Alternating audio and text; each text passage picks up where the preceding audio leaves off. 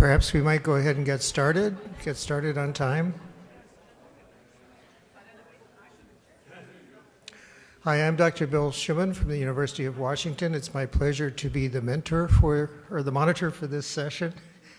I want to make a couple of quick reminders. Please remember that instructions to claim the CME are available at the registration desk. Please also check out our CrowdCompass mobile meeting app for schedules and speakers.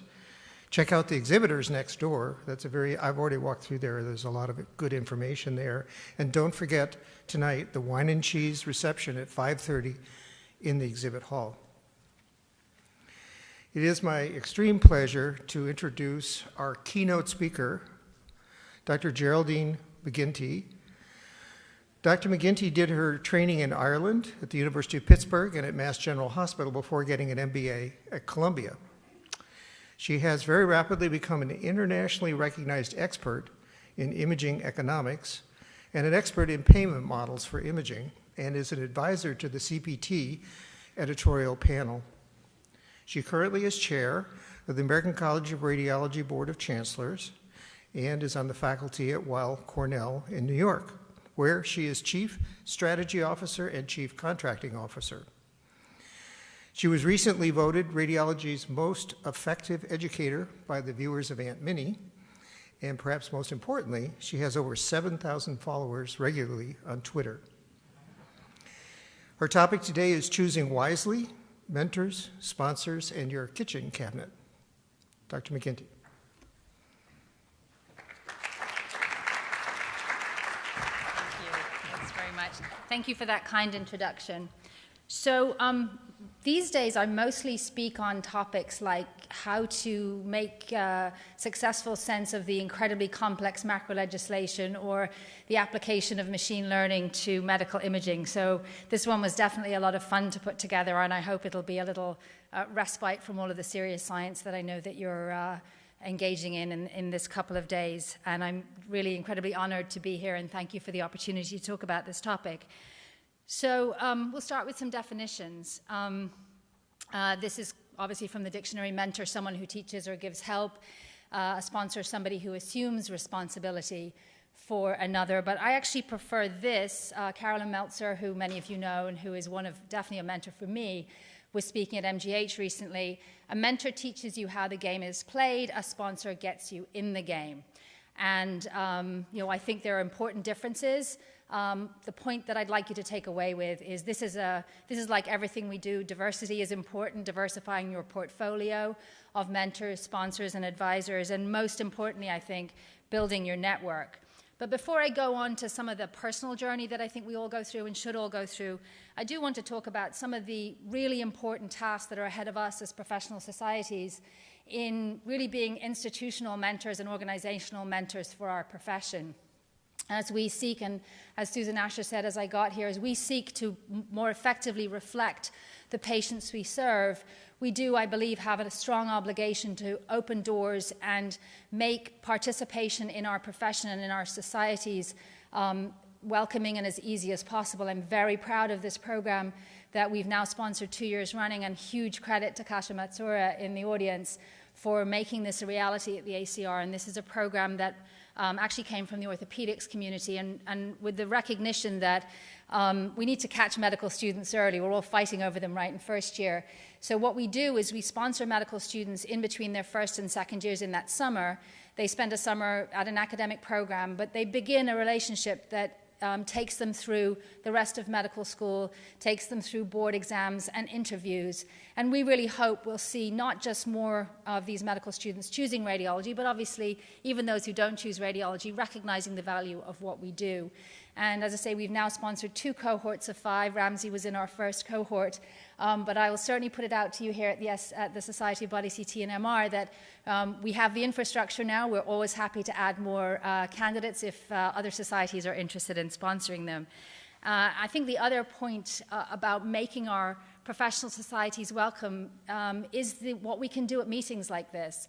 I'll never forget my first ACR meeting, and I was actually attending at that point. I hadn't come to the meetings as a resident. And, we have this council governance structure. There are places where each state sits. There's our convocation on the Sunday afternoon. Everyone gets dressed up in black tie. And I had no idea what events I was allowed to go to. I had no idea where I was supposed to sit. And I think that we need to be very thoughtful about our meetings and make sure that we perhaps have someone who can be a helping hand for newbies who are coming. Those things are important. But before I get into some of the specifics about mentoring and sponsoring, I want to talk about networking. And I think that clearly, and it's 9,000 followers on Twitter now, when we think about social network now, obviously we think about the various platforms where, that I have to say have found very effective in terms of connecting with patient advocacy groups and building a community in radiology. But, the traditional view of networking, I think, for a lot of people is pretty uncomfortable. The idea of people standing around in a room with a glass of cheap, warm white wine, waving your business cards and hoping that you'll come away with some connections. I think it's so much more than that. I wrote a piece in the JACR on this topic, and I don't know if it's because I'm Irish and we like to tell stories and we like to hear stories, but for me, networking begins with just being interested in other people and having conversations. And you will certainly not come away from every interaction like that with a new mentor or a sponsor, but you will come away with a broader sense of our community. And I think that casting that net as wide as possible is really very important. I certainly think it's important for me to cast that net outside of my current clinical practice, outside of my current institution, and outside of our profession. Some of the important work that we're now doing at the college is building relationships with other societies like the College of American Pathologists. Building those types of threads in your network, I think, is very important. And this is where all my Twitter followers are.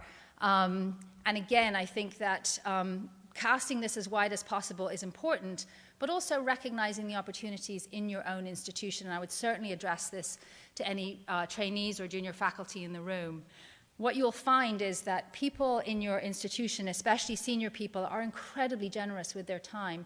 First of all, everybody likes to talk about themselves, right? So the idea that you would ask someone for 15 minutes of their time just to tell you what it is that they do in the organization so that you can contribute more effectively in your role in the organization, I can guarantee you're very rarely going to say no. You're going to hear no.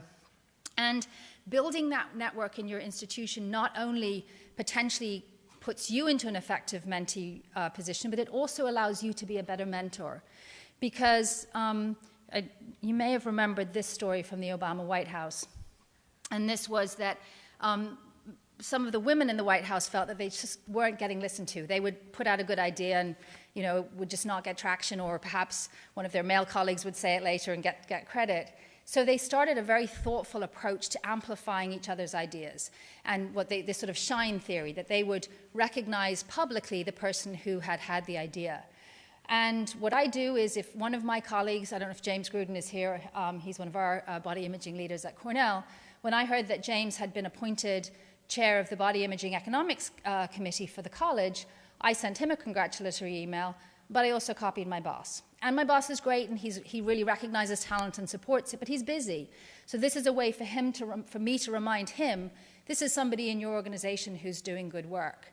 And what I can do by having a broader network, even outside of my department, is I get to shine a light on people's other activities. So building your network both in your organization and broadly is so important. And also, it's like a garden. You have to tend it. It's about occasionally dropping an email when you've done something. Certainly dropping an email of congratulations when you see that the person in your network has achieved something. So is it a little bit of work? Absolutely. Does it come across as, can it come across as inauthentic? It shouldn't. Again, if you're genuinely interested in what people are doing and their accomplishments, I don't think you have anything to worry about. So I wanted to share some of my experiences with mentorship and sponsorship that have, and hopefully that you'll feel that they have some applicability. I think this one was, Sue Kemp was my program director when I was a second-year resident, and she nominated me for the ACR, RSNA, ARS Introduction to Research course, where in a kind of a sort of small world thing, I shared a room with Debbie Levine. Now, of Debbie and myself, one of us went on to have a very distinguished academic career. That was not me. But what I learned in that week was I started to understand about organized radiology, what radiology societies were, what they did, what were the different things that they did. So I think, the idea is that when you're offered an opportunity, especially a sponsorship opportunity like that, you may not quite get out of it what you thought you were going to get out of it, but it's probably worth checking it out and making the effort to show up. You mentioned that I went to business school, and I was very fortunate that my boss at the time, Steve Amos, sponsored me. And when I finished, Steve was chair of the Board of Chancellors and of the ACR. And Steve didn't say, it would be great if you got involved in the ACR. What he did say was, Bill Thorworth, who was then the chair of the Economics Commission, needs a farm team of young people, and I volunteered you for it. So had he, I had plenty to do in my day job. Had he just suggested, I might have done it. But because he sponsored and volunteered me, I gained a mentor at the ACR that I'm fortunate enough to work with today. And, really, I think got an opportunity to contribute to my professional society that I might not have had otherwise. So sometimes it's a good thing to be forcibly volunteered into something. I was in private practice for 11 years and went back into academic medicine about almost 5 years ago. And, certainly that was a change for me and a little bit unfamiliar. And my first or second day there, my colleague Elizabeth Arleo said, we're starting a new research project and there's going to be a lot involved with the IRB, and would you be interested in getting involved? I had no idea how I would do that. And she must have seen the panic on my face, and she said, I'll help you. And I thought, I'm back here and I should try this. And she has been not only, a real supporter in getting back involved in some research work, but also a really good sponsor and mentor in terms of getting promoted. And I think the lesson I take away from this is that your mentors certainly do not have, apologies to Steve, have to have white hair. Your mentors can be younger than you. And I think having a very diverse outlook on who you can learn from, and again, that portfolio approach, it's not all about investing yourself in one mentor relationship. And then the last one, having a mentor or sponsor is not always comfortable. So this is Carol Rumack, probably familiar to everyone, one of the legends in our field and a former ACR president and gold medal winner. So I got an email from Carol one day, and she said, that photo of you in the ACR bulletin is very nice. You got to change it. I was like, wow, I thought I looked so cute in that photo. And she said, you don't look like a leader. And I think I had a sweater on. She said, until we have more women in leadership, you need to put on a jacket or a suit or a white coat. When Carol Rumack tells you that, you do it. And I think being open to taking that advice and that kind of advice, even when it's not comfortable, is an inherent part of this, and certainly something that felt good a little while afterwards, maybe not at the time. We were fortunate a few weeks ago at my institution to have a day-long event for the women physicians of our organization. And Justin Dimmick, who's at University of Michigan, I don't know if we have anyone here from Michigan who knows Justin, gave a great session, and he referenced this paper on mentorship malpractice. And I think that this is a relationship that can be very positive, but has a significant potential not to go well. So let's think about some of the ways in which that happens. And I suppose more often than not, I'm coming at this now from the mentor side. And, some of these I think, and maybe it's a little small to see, but, who hasn't been in a situation, I hope not all of us have been in a situation with a senior person who didn't really do any of the work, but still wants to be the last author on the paper. I would say that, I know that I'm guilty a little bit of being the last one there, a world traveler. Very happy to help you, but not back in the office for the next week, and when I'm back, probably overcommitted. So again, I think what this emphasizes for me is that this is really about having a kitchen cabinet. It's about having a number of different people who can help you and who you can help in different ways in their careers. Certainly, we talk these days and we often think about assigned mentors, and we have that for my residency. It's something that we've just started actually at the ACR for our new board members.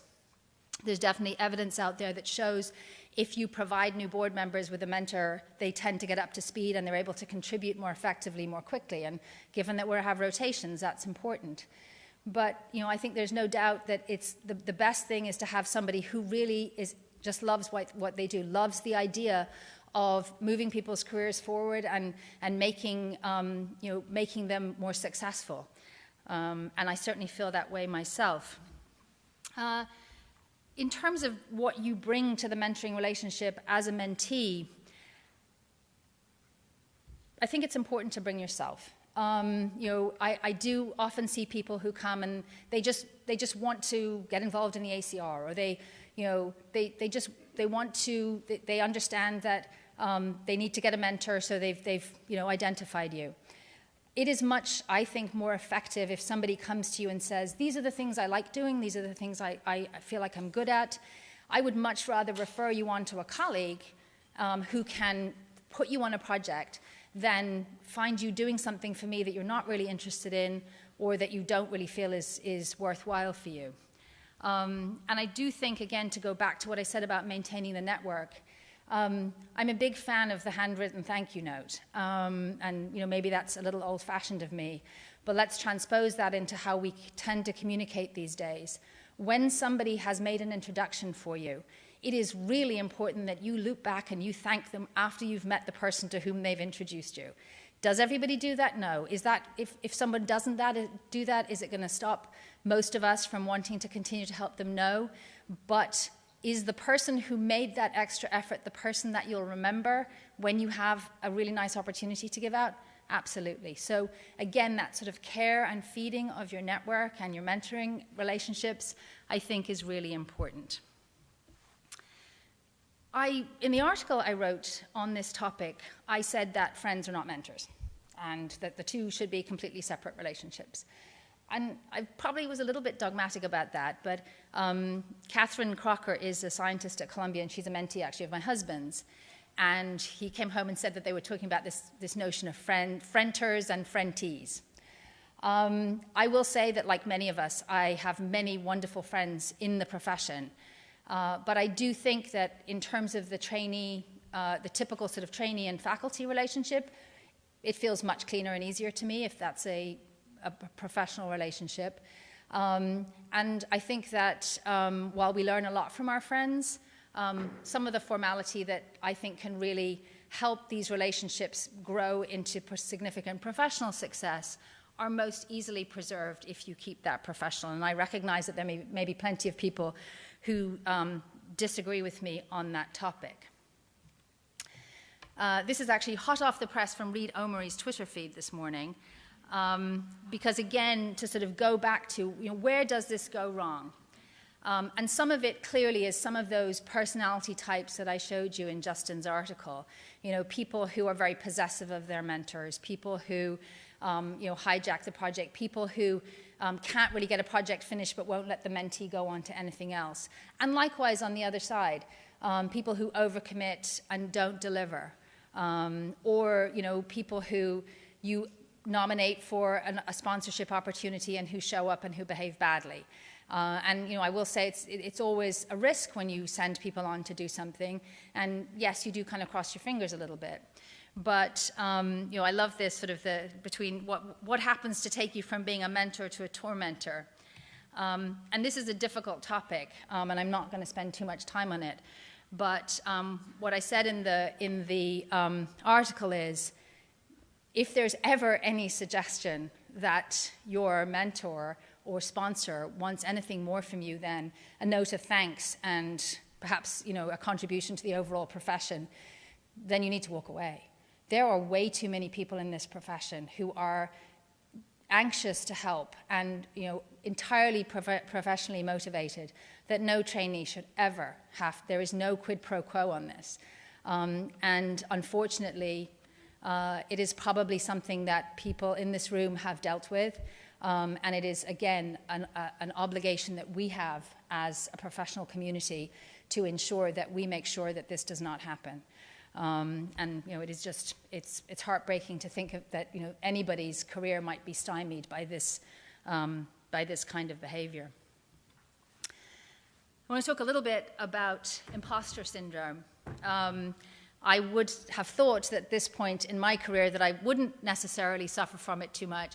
I was fortunate enough to speak at a few weeks ago at a society called MICHI, and I forget what the acronym exactly stands for, but it's basically the computer scientists and data engineers in medical image computing, and it's mostly European.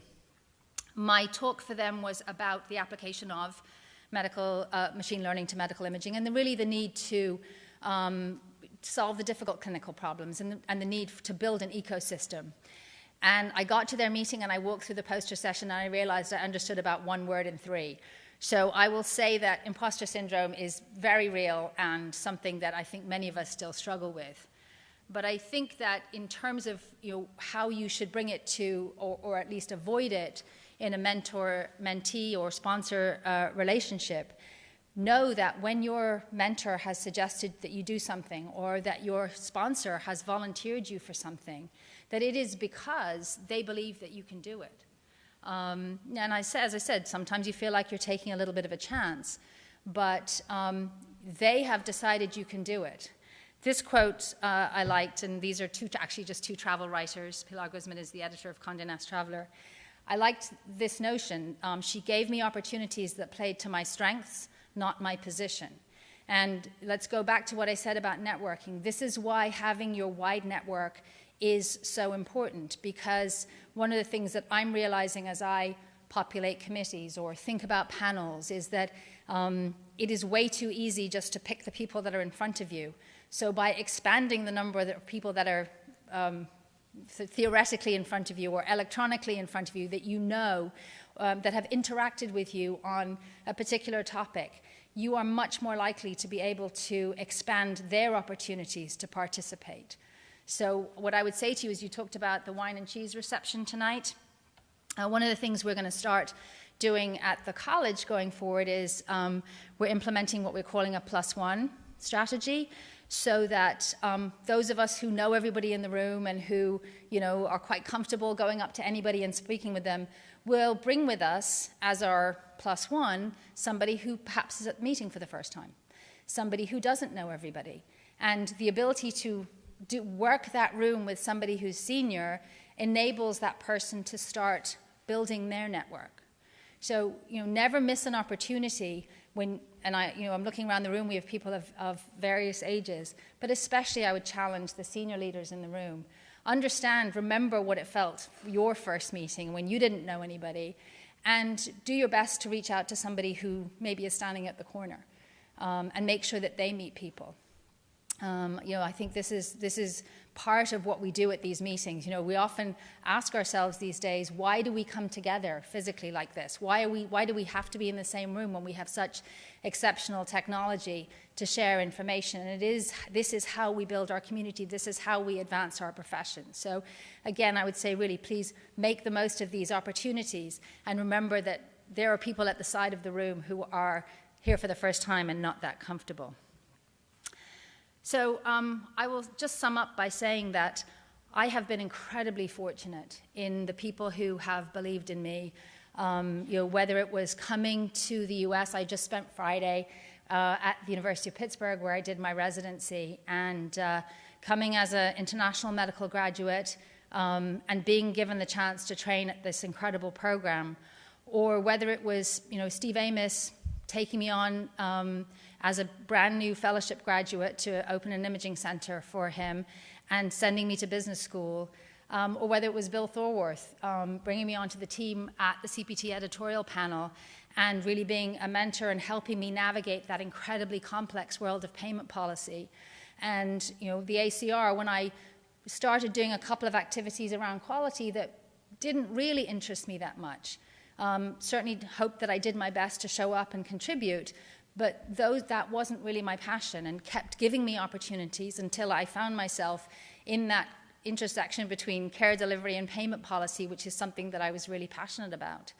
As I say, all along, I have been so incredibly fortunate. I'd like to think that I've been able to give that back, pay it forward. Certainly, people ask me a lot about being the first woman board chair of the ACR. And something that resonated with me was, you may have read, I think it was last year now, that the Harvard Law Review elected its first African-American woman as editor. And in the interview with her in the New York Times, what she said is, it's not success if it's just you. You have to bring the next person up. So I feel that to be a huge responsibility. It's a responsibility for each of us personally. It is a responsibility for us as professional societies and as a profession. But I suppose the thing I'd leave you with is that what it is an incredible joy, and it's a lot of fun to watch people develop their careers. And whatever I say about friends and mentors, eventually I think all those people do become part of your circle. So I would say if you haven't put out your feelers for your network and you don't have a mentee, or you haven't thought about how you can sponsor a trainee, make the most of that opportunity. Find someone on the side of the room at the Wine and Cheese tonight and help them with their career. Thank you.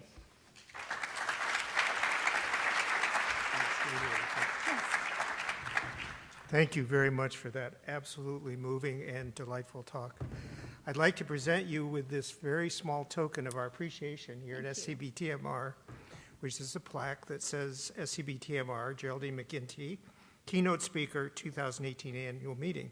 But I want to point out that this is made out of glass, and it might be viewed as a small piece of the thoroughly fractured glass ceiling in the field of radiology. Thank you so much. Oh, thank you.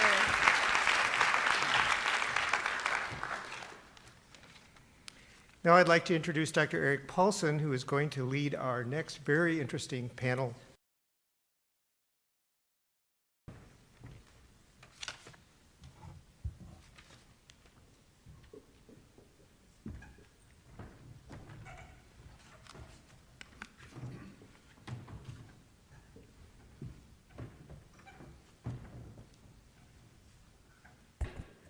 Geraldine McGinty, that was an outstanding talk, very inspiring. Thank you very much for coming down on a Sunday afternoon. Appreciate it.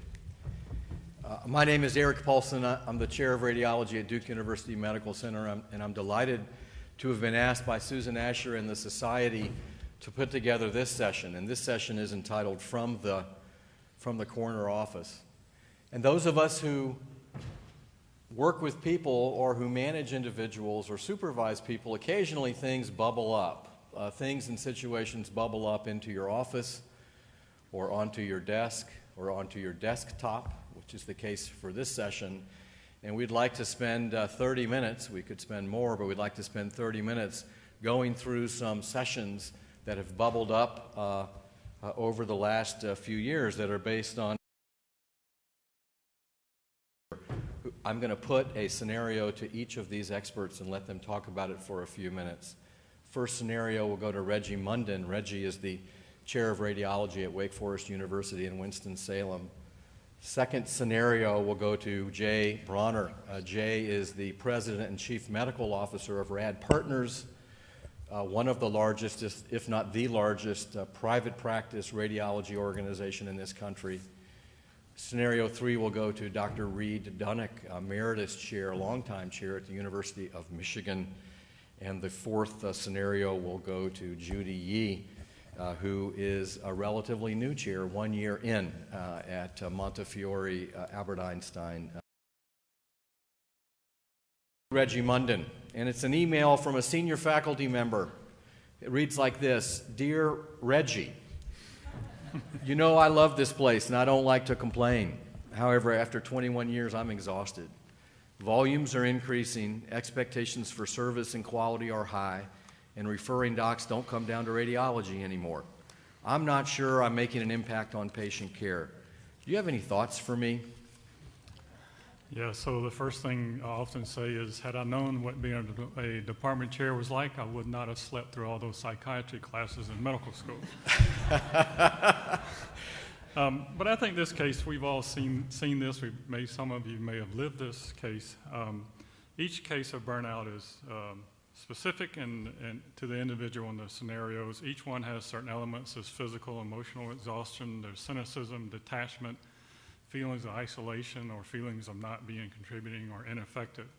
And these are things we have to understand about burnout in order to do this. So when someone like this comes to me, and I've recently had someone this, the first question I ask is very similar to what I ask new hirees, and that is, why did you go into radiology? Why did you go into medicine? And what is it you want to do? And if their answer is not right, and that is, well, my mom and dad are radiologists, so I did it, then my message to them is, get out. go somewhere else. You're burned out. You're never going to recover. And I speak from truth. I was a general dentist for 3 years and in private practice. And I realized shortly that I just hated going to work.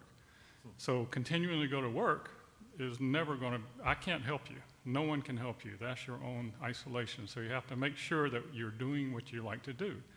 If the answer is more appropriate, like, well, I love medicine or whatever else, then my question to them is, what can we do to spark that fire back? Usually there's some element, and you want to make sure that that element is related to work and not to forces outside of work, because certainly things outside of work can dramatically affect how you feel about working. But you have to ask those questions. Is there more training? Are you bored? Are you tired of doing what you're doing? A dear friend of mine, Judd Gurney, who unfortunately died from esophageal cancer, Judd went back, he was a chest radiologist at mid-40s, late 40s. He went back and did a neuroradiology fellowship. And it just sparked him all over again. He came back as a chest radiologist, all engaged. And so maybe more training, more experience doing something else different would be great. If you're not involved in an institution, perhaps you're isolated. Get involved in committees. You just heard Georgianne talk about ECR. There's tons of things you can do outside of just going to work, sitting at a desk, reading radiographs, not being involved. Mentoring is something that's the only thing I care about, frankly, at this point in my career. So if I can't mentor, I'm probably going to get burned out. But those are things that many people in this scenario have a lot of experience, and they can offer that help to others. And also, finally, I say this, one of the things is I say be millennial. We criticize the millennial generation, but they actually might understand this better than we do, right? Enjoy life. Life is short. Make sure you take time out to re-nourish yourself, do things that are different. It's not all about sitting at a desk just grinding the work out. Yes, workloads are heavier. Yes, salaries are increased. They're not going away. The job is not going to change. As you heard earlier, you have to change, right? You have to accept this scenario and learn to live in this scenario. And frankly, if you're just tired of all of it, maybe retire, but you need to make sure that when you retire, you're not burned out being retired. Because my father-in-law said that he retired, and he said, I got to retire again, right? So understand the causes, I think, is the most important thing. And once you understand why you're burned out, maybe it's not just reading more radiographs. Maybe there's other things going on. And that's my advice. That's great. Any quick color commentary from our other panelists on that? I like the be millennial. That's a nice challenge for someone like me. So I just have a comment, which is that burnout is a real issue. And I don't know how many of you know this, but there's actually an ICD-10 code for burnout. And so management of burnout, I think, is key for us as chairs. And something that we need to consider is to look at, obviously, for those who want to go part-time, to allow that, and to look at flexible schedules that would allow, I think, those who want to take advantage of that to be able to do so. Great. Okay, 30 seconds, Martin. Mic's on, please. Sabbatical. Do you do that? Do you recommend it? I think it's wonderful. I keep trying to take one, but I've never been able to do it. It's institutional. Depends on what the institution says. I've seen people go on sabbatical, come back very refreshed. I've seen people go on sabbatical and leave and go where they did sabbatical. So I don't know the answer to that. Maybe one of my other panelists can say. I think what we'll do is, that's a great question. You've stimulated some thoughts, and we're going to go to scenario number 2. This one is from the Chancellor. This one's going to Jay Bronner. Dear Jay, compared to other emergency departments, our utilization of CT angiography for pulmonary embolism is extraordinarily high. We know CT is a bottleneck in the ED, and collecting revenues for these ED cases is a challenge. What specific measures can you implement to lower the utilization of CTAs in our ED? Well, this is a real case scenario. This happened to us at several of our hospitals, and when this occurred, we realized, this is going to be tough because we have to influence something that is beyond the things that we normally control in total. It's one thing to say we're going to adhere to a best practice and report the examinations the correct way. It's a totally another thing to impact the way a referring physician, who in many cases are our customers, are referring to us. So we approach this as a change management objective and really incorporated a lot of what Dr. McGinty just talked about, and that's related to building our network and developing relationships within our own institution, particularly the emergency room. And as part of, and really looked for mentors and champions on who was going to help us. We had aligned incentives. We had some aligned incentives. Both wanted to please the hospital. We were both customers of the hospital as well. But also, we valued different things. We were stewards of imaging and radiation. They were very important to them, to the emergency room physicians, is how do we get people through our emergency room? So we developed a strategy. And this is a really important part of any change management program. Know what you want to achieve, know your goals before you set sail in doing so. And we developed the strategy to segment two groups, the patients who needed the studies, who needed CT angiography, and also the referring physicians. Is there variability in what the referring physicians were actually ordering in the emergency room? And anecdotally, we all knew on Saturdays, for example, if we looked who was working, we knew that some were going to be really ordering lots of CT angiographies and others were not. So in order to get your strategy sold and to develop those relationships, look to do research evidence-based, and we were very lucky that ACR came out a couple of months ago with a paper that talked about the variability in the positive rate of CT angiography, anywhere from 4 to 10% in some cases, that seemed low, and also ACEP, the Emergency Physician Society, also came out with an article saying that people who were PERC negative or D-dimer negative didn't need CT angiographies, took those two things together and developed the relationships with the emergency room and an educational program with the emergency room at 4 of our hospitals, and were able to ultimately reduce unnecessary CT angiography by 25%. So we were able, by creating the platform on how to triage the patients effectively, using PERC and then the Wells criteria, reduce the unnecessary tests, but also needed to manage the physicians, the referring physicians, and partner with them too, engage them into the process, show some early wins. So we created scorecards where we gave feedback back to the emergency room physicians, telling them what their positive rates. And we saw there were a couple clustered at 4 to 5%, others at 10 to 20% positive rates. And while there is no definite standard what that number should be, there seemed opportunity and improvement in the ones who had very low rates. So early wins, develop a strategy, network, create bridges with the people that you work with so that you can actually implement that. And an opportunity to create a lot of value when physicians working together with referring physicians are working together and teaching each other to practice the best way we possibly can. Thank you, Jay. Any comments from the panelists on that one? Been there, done that. How do you respond to the faculty member who comes to you and says, hey, look, we've tried so hard to get good at rule out PE. We're bending over backwards to provide service. I thought it was good to do more cases, not bad to do more cases. What's going on? Yeah, I mean, ultimately, as a profession, we believe that it's important to look at using radiation effectively and using our resources effectively. And in the long run, that is going to be a big driver of our success and our position in the medical world. If we are in the medical profession, if we are able to effectively manage care and add value by making sure the right test is done at the right time for the right patient. Reggie. So just, and whether you're familiar with this or not, I know Dr. McGinnis is, but many of these cases, if they get admitted to the hospital, you don't get paid for that CT angio, right? That's just part of the DRG coding.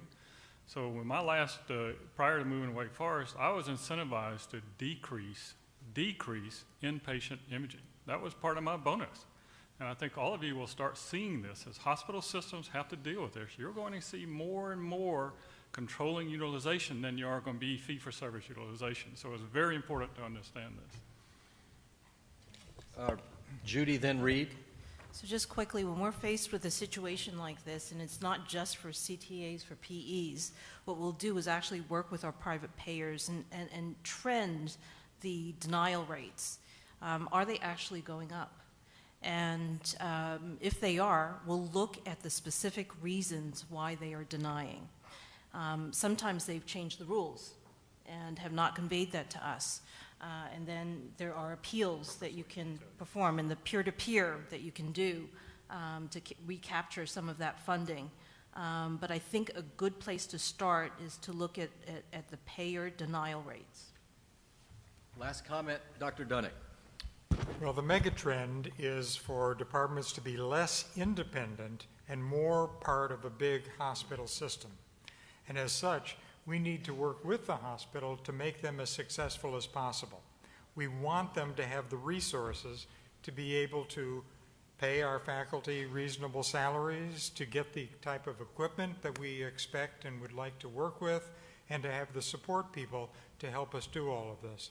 You can't have a great radiology department without a strong and successful hospital system. Those comments are well taken. Okay, let's go on to a new one here.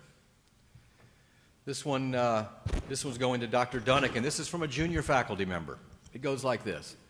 I'm a junior faculty member who has been assigned extra call because one of the senior faculty members of our division finds weekend call too onerous and refuses to take it.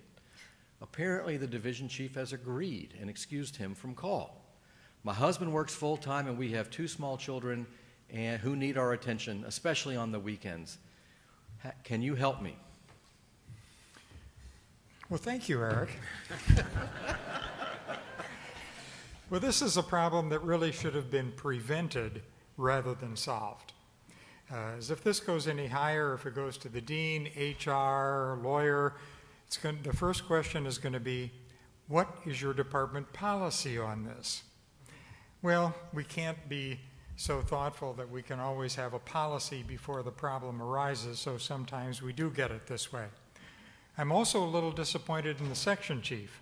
It would look as though he or she took the side of the more senior person rather than to confront that individual and pushed the problem off onto the junior person, which I think is totally unfair, is not going to work. So part of my solution is going to be have some discussions with the division directors about how to handle these types of problems. So first thing I would do is form a committee. But I would turn it around. I don't want you to solve a problem. We have an opportunity to improve the quality of service we're providing. So let's make this a positive instead of a negative. So what is that opportunity? Well, what is service? What we're talking about here is time of day. Increasingly, we are going to have to provide service 24/7 by 365. More and more we're doing this in all of our departments. It's a megatrend. It's not going to stop. So let's address it now. Let's think of it proactively before it becomes a problem.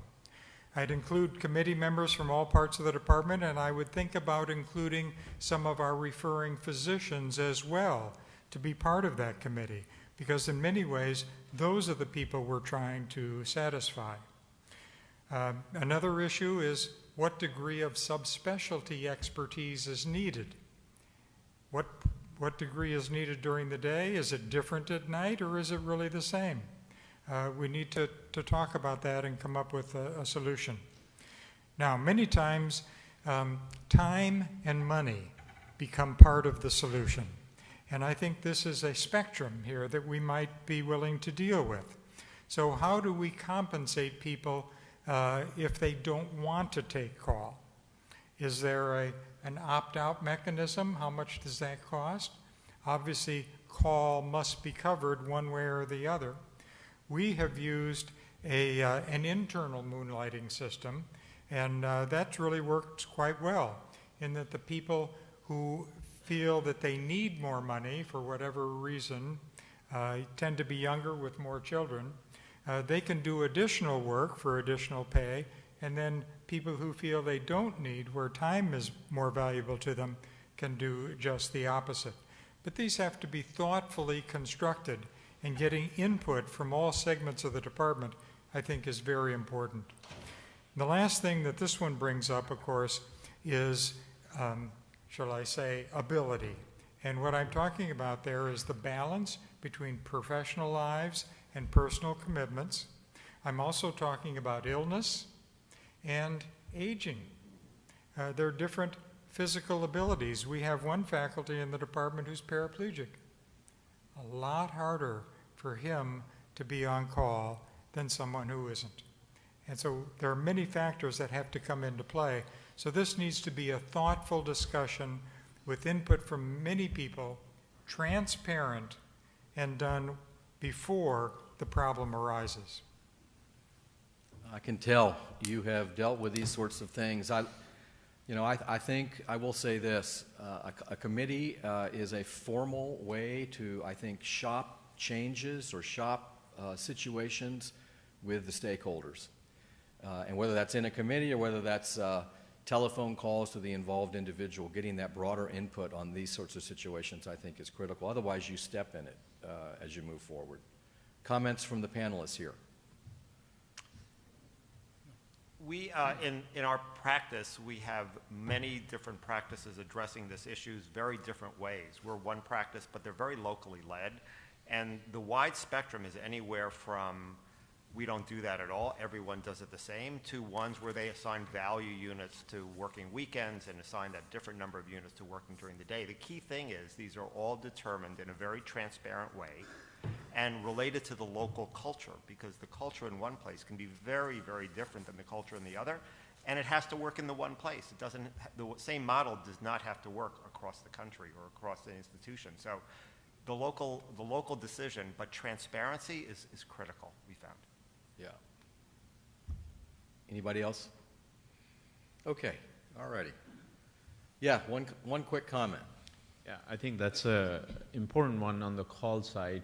We faced this problem a few years ago. Then what Dr. Thrall, who was our previous chair, did is he paid for every call. So the problem was solved right away. So you get a signed call, but you get paid for each call you do. So if you don't want, you can always sell your call, and we never had this issue of coverage after that. Yeah. So somehow that might be a solution. Yeah. The only variable with that is depending on how large a group is. If the group is small and you're taking 20 people and you take one person out of that call pool, that's quite different than if you take one out of 50 or 100 people. Right. So, Right. Or if you have a small division, like pediatric radiologists in a medium-sized department, there may only be two or three. Call becomes a huge challenge for those individuals. Okie doke. All right, go ahead. So my question is, if you do sell your call, whether you have a big group or a small group, how do you kind of touched on it already, but how do you justify having a more generalized person reading cases at night, which you wouldn't have that person reading those cases during the day, in terms of a subspecialist approach? Yeah. So that's my biggest problem for covering call. I mean, I have a lot of people, but I kind of want a body person, an MSK person, a neuro person. so for us, it depends on what you're covering. So call is really inpatients and ED. So we have neuro, body per se, and then IR on call. But unless you have a 200-man group, a 100-man group, you're going to have trouble doing subspecialty calls. Just like Eric said, most of us, my pediatric session has 3 people. They're already one every 3 weeks. Well, no, that depends a little bit on what you define as a subspecialty. Right. So we faced this problem, goodness, maybe 15 years ago when we established our first emergency radiology division. And I say they subspecialize in the types of patients that they see that are acute. I'm not talking about the ones that couldn't get a clinic appointment, but they decided to come to the ED instead. But the trauma patients, the stroke patients, and they see a lot of those. In fact, in my own area, where I'm interested in renal stones, the renal stone expert is now the ED radiologist, not the uroradiologist. So I think they have a high degree of subspecialty expertise that I'm comfortable with.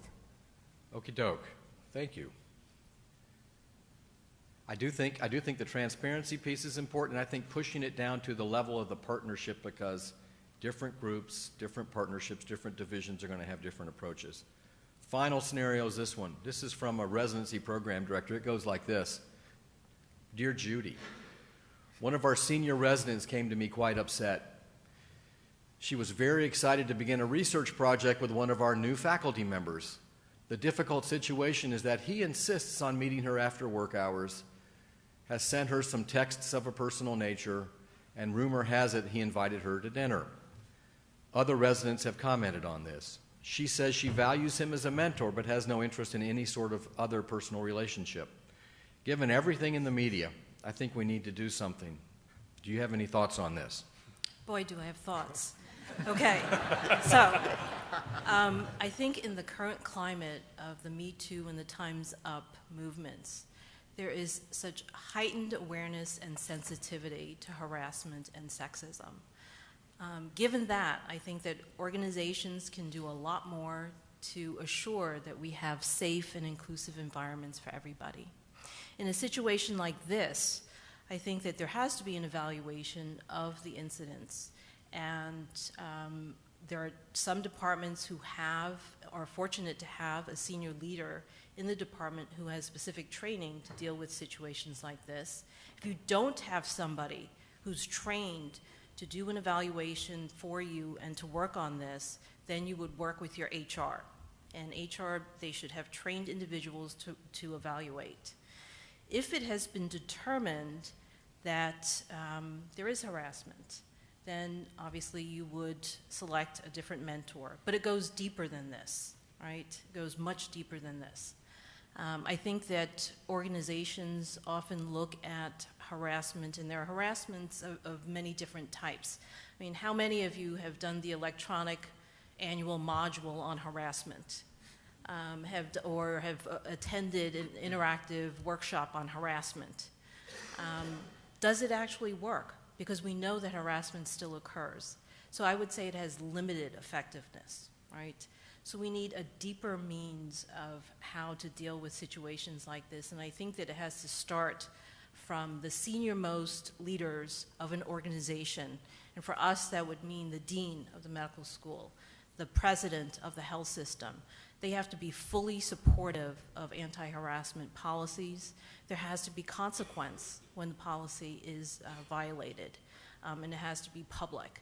I think too often, a lot of these incidents, even though they're valid, and if there is consequence, it's sort of made to go away. And we never really hear about it, and it's not truly, I think, available for us to know about. There are many, many more cases like this that go unreported, I think for fear of retaliation and consequence. There are, I think, different approaches, and I think one approach is to have more women in leadership positions at the senior-most levels. Why? Because I think that can help change the culture more quickly. If you have women in leadership positions, I think that women, junior faculty, medical students, residents would be more willing to come forth to report incidents like this. I could continue on if you would like. Yeah, I figured you probably could. Okay. I tell you what, I'm going to put you on the spot. Okay. Let's try this. Let's read it this way. One of our senior residents came to me quite upset. He was very excited to begin a research project with one of our new faculty members. The difficult situation is that she insists on meeting him after work hours. She has sent him some texts of a personal nature, and rumor has it she invited him to dinner. I think I got those genders flipped appropriately. It doesn't matter which way. Right. Well, I think that the same rules would apply. I think that harassment, whether it goes the other way, should not be tolerated either. And when we look at the policies, we need to make sure that it does account for that they should be gender neutral. Yep. Comments from the panelists? We've got a couple minutes left. Is that right, Bill? I think we do. Can I make another comment? Or please? yes, and then if you have questions, come to a mic. We've got like 2 minutes left, so we can get a few comments in there.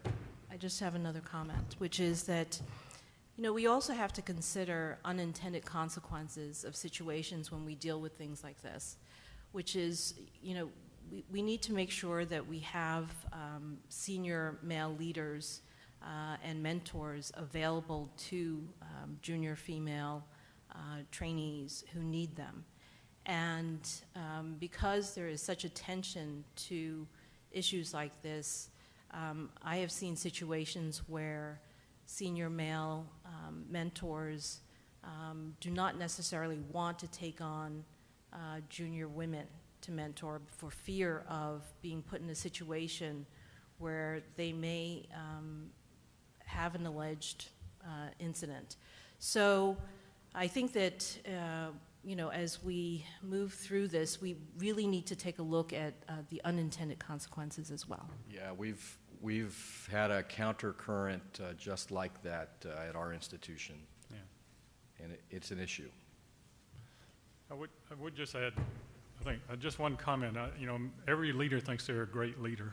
And I think the issue here may be that many of the people doing this don't understand that they're actually doing it for various reasons, culture, understanding, whatever. So an educational process, I've done 10,000 harassment, you know, online computer training and all. But many of these, I would say some of these individuals, not many, but some of these individuals don't realize they are actually harassing or putting people in unusual or uncomfortable situations. So we have to make sure that that's something that they could be educated about as well. That gets back to your comment about thinking like a millennial, Yeah. right? Which may not be so obvious. Anyone else? There's experts up here available to you. Eric, with a K, at the mic. Thank you. Very great session. Is this on? Yeah. Can you hear me? Just speak Yes. loudly. Okay. Thank you all for a very great session. I'm just curious for Dr. Yee, with the opportunity to follow up on this, how would you address the situation if it were reversed, where it was actually the subordinate that was coming with unwanted advances towards the mentor? Great question. I think that, you know, the similar rules actually should still apply. And harassment, whether it goes from the subordinate to the superior, is not to be tolerated if it's valid. And there are consequences to that as well. There should be consequences to that as well. Last word, Deshant. This was a great panel. I think you shared a lot of insight and valuable information and, you know, and leadership lesson. One of the questions I have, maybe we don't have time for that, was, you know, from an academia standpoint, but also in private practice, given the environment, we discussed the topics of burnout and everything else. What are your expectations typically from any new hire you have? What do you expect from them? Minimum. Well, the first thing, of course, during the recruitment process, that ought to be fairly clear so that they know what they're getting into, to try to make sure that they're comfortable that they're taking a job that they're going to enjoy having. The second thing is forming mentoring committees. Several years ago, I began forming mentoring committees for all new faculty. And then the medical school felt it was so important that they came out with what they call a launch program, which are mentoring committees that include not only people from the department, but at least one person from a department outside our department. And those were even better. And one reason was they actually paid the convener, the person who got these people together, took minutes, followed up, et cetera, a small stipend to really formalize the process. So at the end of 2 or 3 years, I surveyed the ones that I had created informal committees for, and about a third of them said, yes, they were great, really liked it. A third of them said, yeah, they were helpful, not too bad, not great. And a third of them said, there was a committee? So I've tried to put everybody that I can into the formal launch program. So that gives them not only expectations from the department, but expectations from the medical center, the university, and also gives them a little better idea of what kind of resources or where to go to help solve specific problems.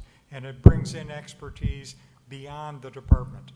Thank you, Reed. Thank you, panelists. Thank you, audience. This has been fun. I hope you enjoyed it. And we've got to move on.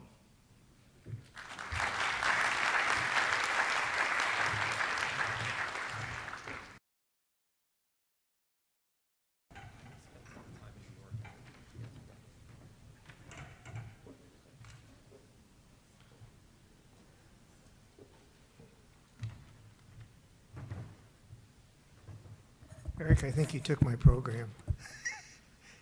That piece of paper in front of you there, Eric. So that was really a superb session. But we're going to go on to hear a couple of talks now that are also equally impactful. And first we're going to hear from is Dr. Desiree Morgan. She is a professor at the University of Alabama and has been a very key person in this society for the past several years, as well as in the Society of Abdominal Radiology. And so, Desiree, I turn the podium over to you.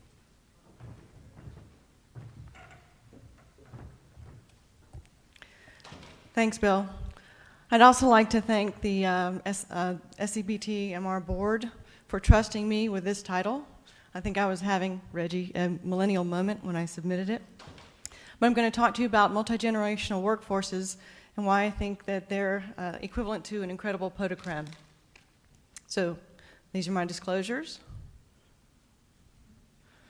And also I have to say I was not a psychology major, I was a microbiology major. I was a program director for 2 years, 3 months, 2 weeks, and 1 day, and I'm still the vice chair of education. And I learned a lot about, and I continue to learn about multi-generational workforces.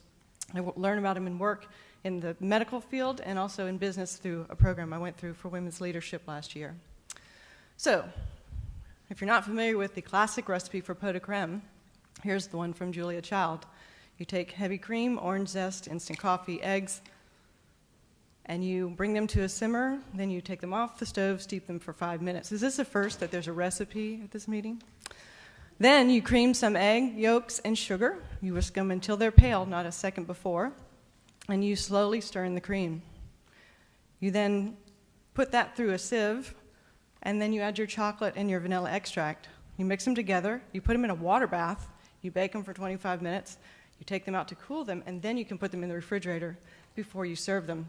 And this is what you get, yummy little pots of chocolate that are delicious. That's the classic recipe, classic ingredients for pot de crème. So keep that in mind for the end. Let's talk about multi-generational workforces. If you look at all people working in the United States in 2015, the majority of them were millennial, followed next closely by Gen X and then boomers. Now, millennials are those that are born between 1980 and 2001-ish. The Gen X's were after 1965 and before the millennium. And you know where the boomers and the greatest generations are. And if you look at the youngest ones, I mean, you really are working in a world of Gen X's and millennials. Now, for the millennials in the room, I want you to find out the website for Tamara Thorpe, who is called the Millennials Mentor. She's got some really great material on how you can lead as a millennial. And I want to say what this talk is not is about how to manage millennials. We don't want to manage them at all. We want to leverage their gifts and talents to make our organizations better, to take care of patients better, to make our research more productive. And hopefully by the end of this, you'll see how. So Tamara Thorpe helps businesses and organizations understand and leverage multi-generational workforces to improve retention, engagement, and performance at work, and you can do that too in medicine. For me, it was also helpful to alleviate the thought that I was losing my mind when I first started working with all these folks. One of my favorite books, actually, I have a book that's called You Raised Us, Now Work With Us. So instead of objectives, I'm just going to tell you at the end of this talk, you really should understand why cultural competence, including its application to generational differences, matters.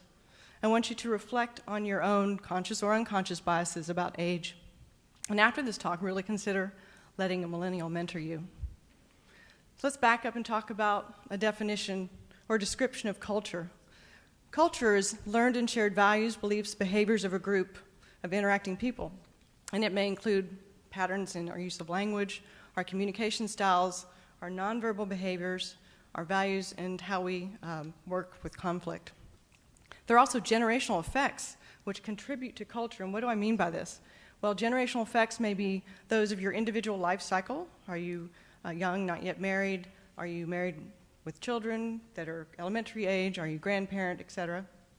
There are period generational effects if something significant historical happened. You all experience that together. And there are also other shared experiences. Most of these are maybe if you think about pop culture, and we'll examine those in just a second. So think about how you might answer these questions. What war was going on in your childhood? Whom do you remember being assassinated? Who was the first president that you voted for? How did you communicate with your friends as a teenager? Did you have a push-button phone, or were you using the rotary dial? How did you get your news as a young adult? Did you protest in college? Did you wear a uniform to grade school? Did you ever go to a homecoming dance? When you got married, did you create a website? Are you a grandparent? Did both your parents work? How old were you when you started working? What was your favorite TV show at age 5 or at age 10? Do you know who Mr. Rogers was? Do you remember when MTV had videos? Did you watch Neil Armstrong take the first walk on the moon? Did you ever own a 45 record, a 78 record, or any LP, or do you own them now? So if you think about that, that sort of forms the generational effects of your culture. So we take those, and we talk about that at work, as Brian suggested we do at the TED Talk last night, but all those affect how generational workplace values kind of intersect. So I'm going to show you this grid, and these are generalizations about generational workforces. So take them like they are, just generalizations. If you look at this generation and their work ethic, I won't name it yet, but you can try to guess which one is which. Loyal, driven, the benefit is for the group. People stay late, they overwork, it's just the expectation. Communication tended to be top-down, in person when it was important. Feedback was 0, which meant it was all going good, or good job. Rewards, delayed gratification was a constant. Titles are important, money's important. And there was respect for leaders because of their roles, for the person in that leadership role. Here's a different generation. They're going to work hard, but they're leaving on time. They think about things like work-life balance or integration. Communication, not necessarily first in person, but in email, a lot of email.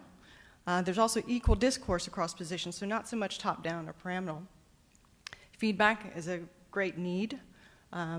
Evaluations are important. Prestige is important, money's important, not so much delayed gratification. It's the position, not the person, who is respected. Here's a different one. Want to make work for us. If not, we disengage. By that I mean not so much as, hey, we're not working if it's not working for us. It means the expectation at work is that there's a continual educational environment and learning and development at work. And these folks care about creativity at work. Actually, there's a generational working out there that doesn't want to read your long emails, believe it or not, and want to be texted if something's really important. And face-to-face is really tough. Feedback needs to be not 4 weeks later at an evaluation, but continual and transparent. With respect to rewards, there's a value equation for effort. And with talking about authority, not necessarily respecting authority if it's thought to be incompetent. There's a need for the power player to help them achieve their goals. So what are we talking about here? And again, sweeping generalizations, I don't mean to offend anybody, but this was just a compilation of various bits of information. These are the boomers, the Gen X's, and the millennials. I will tell you that millennials value egalitarian teamwork more than anything else. And what do I mean by this? Well, just imagine a task force that's made of people with experience, people with no experience, and people in between. And when you go from the conceptual to the analytical to the operational strategic planning, Neil, are you in the room? I was paying attention this morning. The person with experience can talk, and it's very important that they're heard. But also the person not encumbered by experience needs to talk. And to millennials, those are sort of equal rights to talk. And that may be something new for some of us who dye our hair or who we didn't grow up with children are better, left unheard or whatever the statement is. So I think what I'm describing here is something you may have experienced but have not really made a chart of. And that is there are generational workplace differences. They exist even though you don't know what they are. You're experiencing them day to day. And I've heard from many people, as the program director, as the vice chair of education, people's frustrations in not understanding why someone doesn't work like they do, why this is an expectation, why the page from the chair's office is not being answered. I do try to correct them on that one. So let's talk about some gifts and talents of younger generations. There is extreme innovation if you'll just look for it or let it happen. I would say that younger folks have unmitigated passion for something they truly believe in and a very strong desire to improve the world. They're motivated by a workplace that does the same.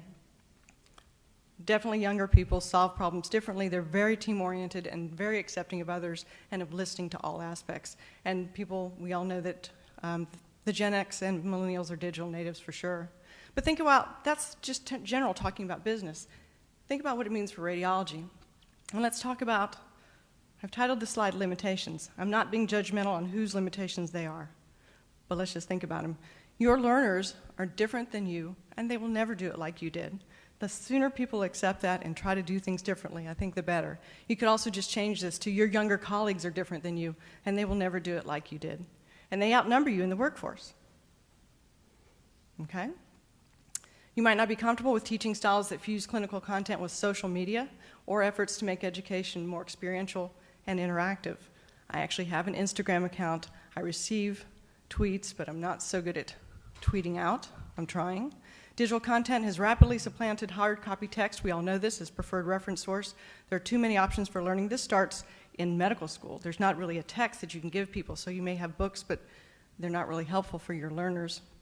And digital natives are always on their phones, which really is distracting to people who aren't digital natives. But I would remind you that there are many apps, multiple online radiology resources, point-of-service, case-based things that they're doing on their phones. It's not necessarily that they're checking Bumble or whatever those things are. They're their tools for working. Okay?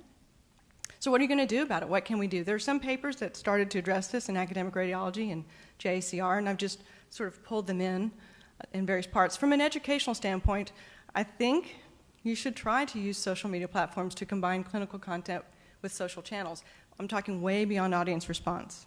Okay, we have a thing called Dashboard at UAB. You can send out all kinds of stuff. You can do testing. It can be real interactive. And then in the actual session, they're prepped for it. You can do things that are different than delivering a lecture. I think academic radiologists really can disseminate information to trainees in a form of ebooks. So all your old lectures that you used to do, there are many of free programs to guide you and flexibility for you to save that content as something people can peruse at their leisure. If you can, try to build on apps and websites. There's lots of examples out there.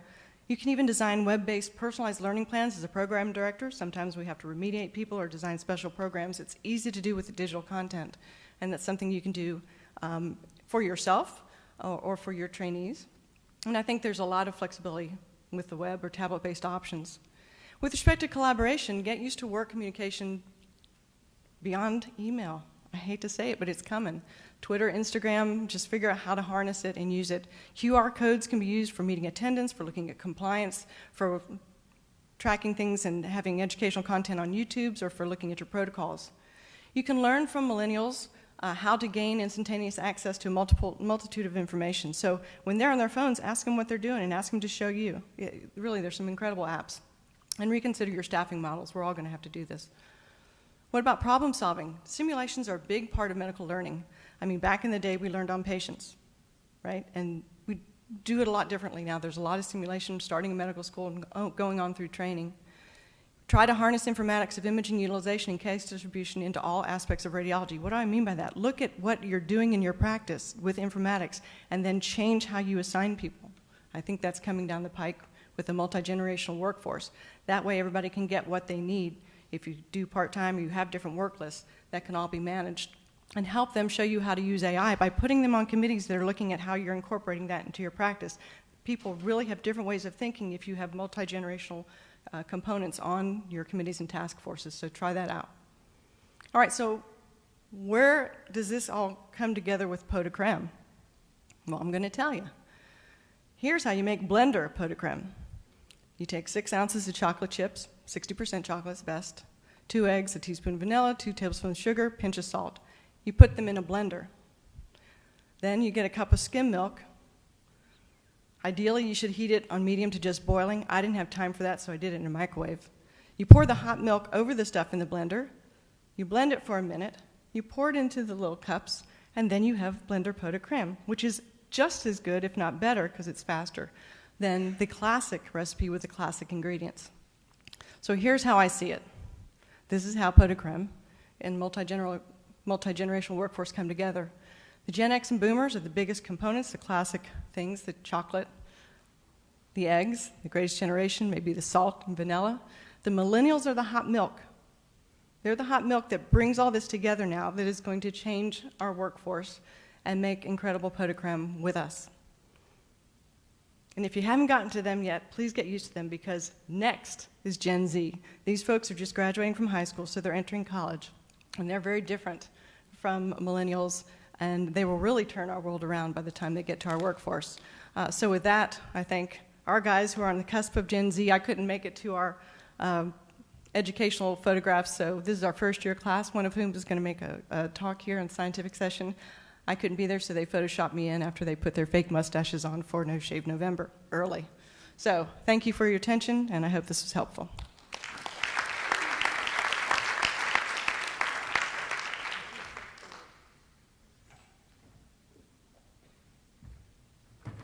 Thank you, Desiree. That was absolutely delightful and very informative, and it made me hungry. Our next speaker is Dr. Ella Kazaruni, a longtime supporter of the Society, and she is going to talk to us about diagnostic radiology and patient communication, a topic that is also coming on strong. Ella. Well, good afternoon, everybody. It's a pleasure to be here this afternoon and talk about something that I think is very important to all of us, whether we think of ourselves as healthcare providers, radiologists, or we think of ourselves as patients, which sooner or later, if you haven't been, you will be. And you'll experience healthcare from a very different perspective. Sometimes it's very hard for us as people who are embedded in the healthcare enterprise to really understand what it's like to be a patient, because our experiences through education and practices bias us as to what we think people who don't know anything about healthcare might really want.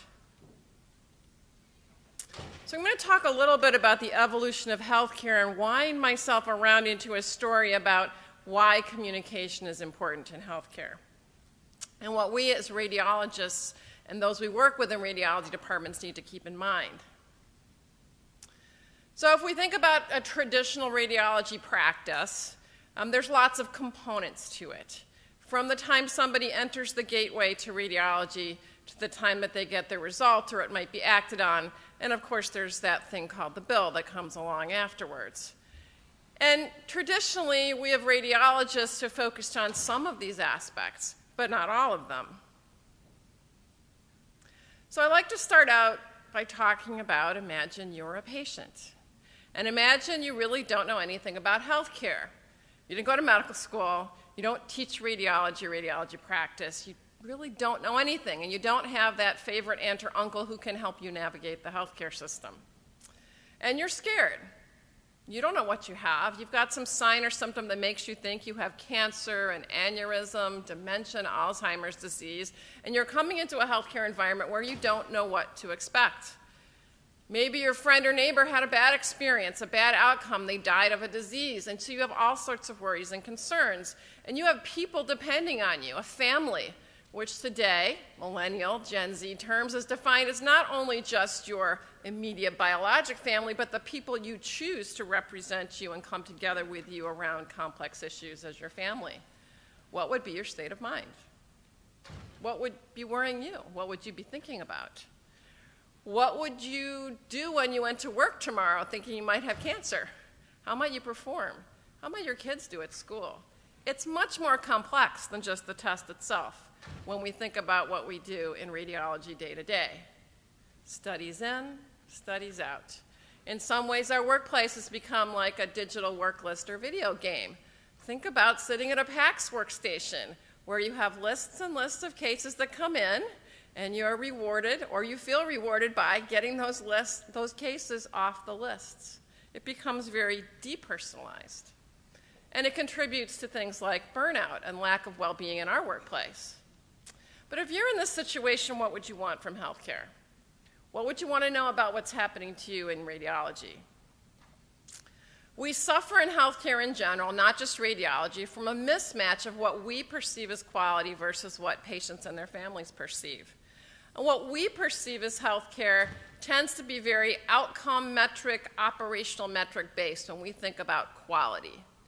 Complication rates, cure rates, turnaround times. Those aren't personal metrics. Those are system or structured metrics around physicians or organizations. They're not patient and family centered. What patients and their families perceive as quality in healthcare, 90% of that is judged on the non-medical aspects. And much of that involves communication. How do they figure out how to get to you? How does somebody treat them on the phone? What happens when they call to reschedule their exam? How are they communicated to and greeted when they check in and check out? Who lets them know what to expect in terms of getting their test results? All of this is communication. It's not operational or process metrics. This involves people. And patient and family-centered care is about communication and about people. What do patients and families really want? Not what do we think they want. And there's a big gap between those two. I like this quote because it talks a little bit about two different industries. The problems faced by medical doctors and automobile mechanics are in some ways quite similar. Something isn't working right and must be fixed. They must both figure out the cause of the malfunctions and determine the appropriate treatments. Yet the mechanic has no need to worry about the automobile's psyche. The specific mechanical factors are the only ones that come into play. In healthcare, the factors influencing outcomes are broader and more complicated and colored by the underlying psychological factors of those involved. That's people. Those are who we communicate to. So as healthcare has evolved from the chaotic or individual physician-centered to more standardized, things like structured reporting, standardized recommendations for management, it's ultimately becoming more personalized, but not just in the way we think about with artificial intelligence trying to drive patient management decision-making in better ways than perhaps humans could alone, but it's also about personalized in how we communicate with patients and meet and set their expectations. So it's been said that not everything that can be counted counts. Turnaround time is a pretty easy metric to count. And not everything that counts can be counted, and a lot of this has to do with communication. It's often not something that we're rewarded for. The radiologist who takes time out of their busy practice to talk to the worried patient in the waiting room is not rewarded for that in our general process metrics. Personalized medicine, as I mentioned, is not just about the technology and the science, which is evolving at an ever rapid pace. We talk about artificial intelligence, decision analytics, the intersection of biomarkers and imaging and phenotypes to make patient-level decisions, but the personalized is often that human component.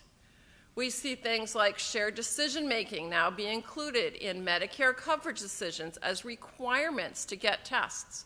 The first one of that kind is lung cancer screening. It's not required for any other test, and in many ways it's a social experiment to understand how that works. But it's to get a test, shared decision-making. The consumer has become the locus of priority setting, and the patient experience an ever-increasing driver of outcome and decision-making, and many institutions have hired chief experience officers to help providers and staff manage through this to understand how they can better communicate and both set and meet expectations of their customers, their patients and families, which ultimately is all of us. Patient-centered care is not just giving people what they want. It's not about giving people lattes when they check in to get their test today. It's not about leather chairs and nice Zen music. It's about being respectful and responsive to their needs and values. Just as we heard about the diversity of generations, we have diversity of people by culture and background and experience, and not everybody's needs and values are the same. Patient-centered care is designed to serve the needs of patients to keep them fully informed so that they retain control. How often do we hear about patients and their families feeling they don't feel they have any control when they enter the healthcare morass? Patient and family-centered care has really evolved to organizations and structures with goals of creating partnership between patients and families and us in healthcare. We can't do this alone, and neither can they. So this is just a small scenario to try and explain the difference. Patient and family-focused care is when we think we know what they want. Patient and family-centered care is what they want working with us. And in this example of a complex structural heart disease clinic where patients often need multiple tests, many of which involve imaging, to understand what their disease state is and if they're eligible for different interventions, one could say the best way to approach all of this is to get everything scheduled minute by minute in 15-minute increments all day long so the patient only has to come to the hospital once. And we tend to get told that that's the way we should manage patients. Work it all in, save them multiple visits. But is this the right way to approach a patient population that's generally 65 to 90 years of age, often with a spouse of the same age, wheeling their partner around an institution in a wheelchair, who gets exhausted half day into the day and then wants to cancel their test because they can't keep up?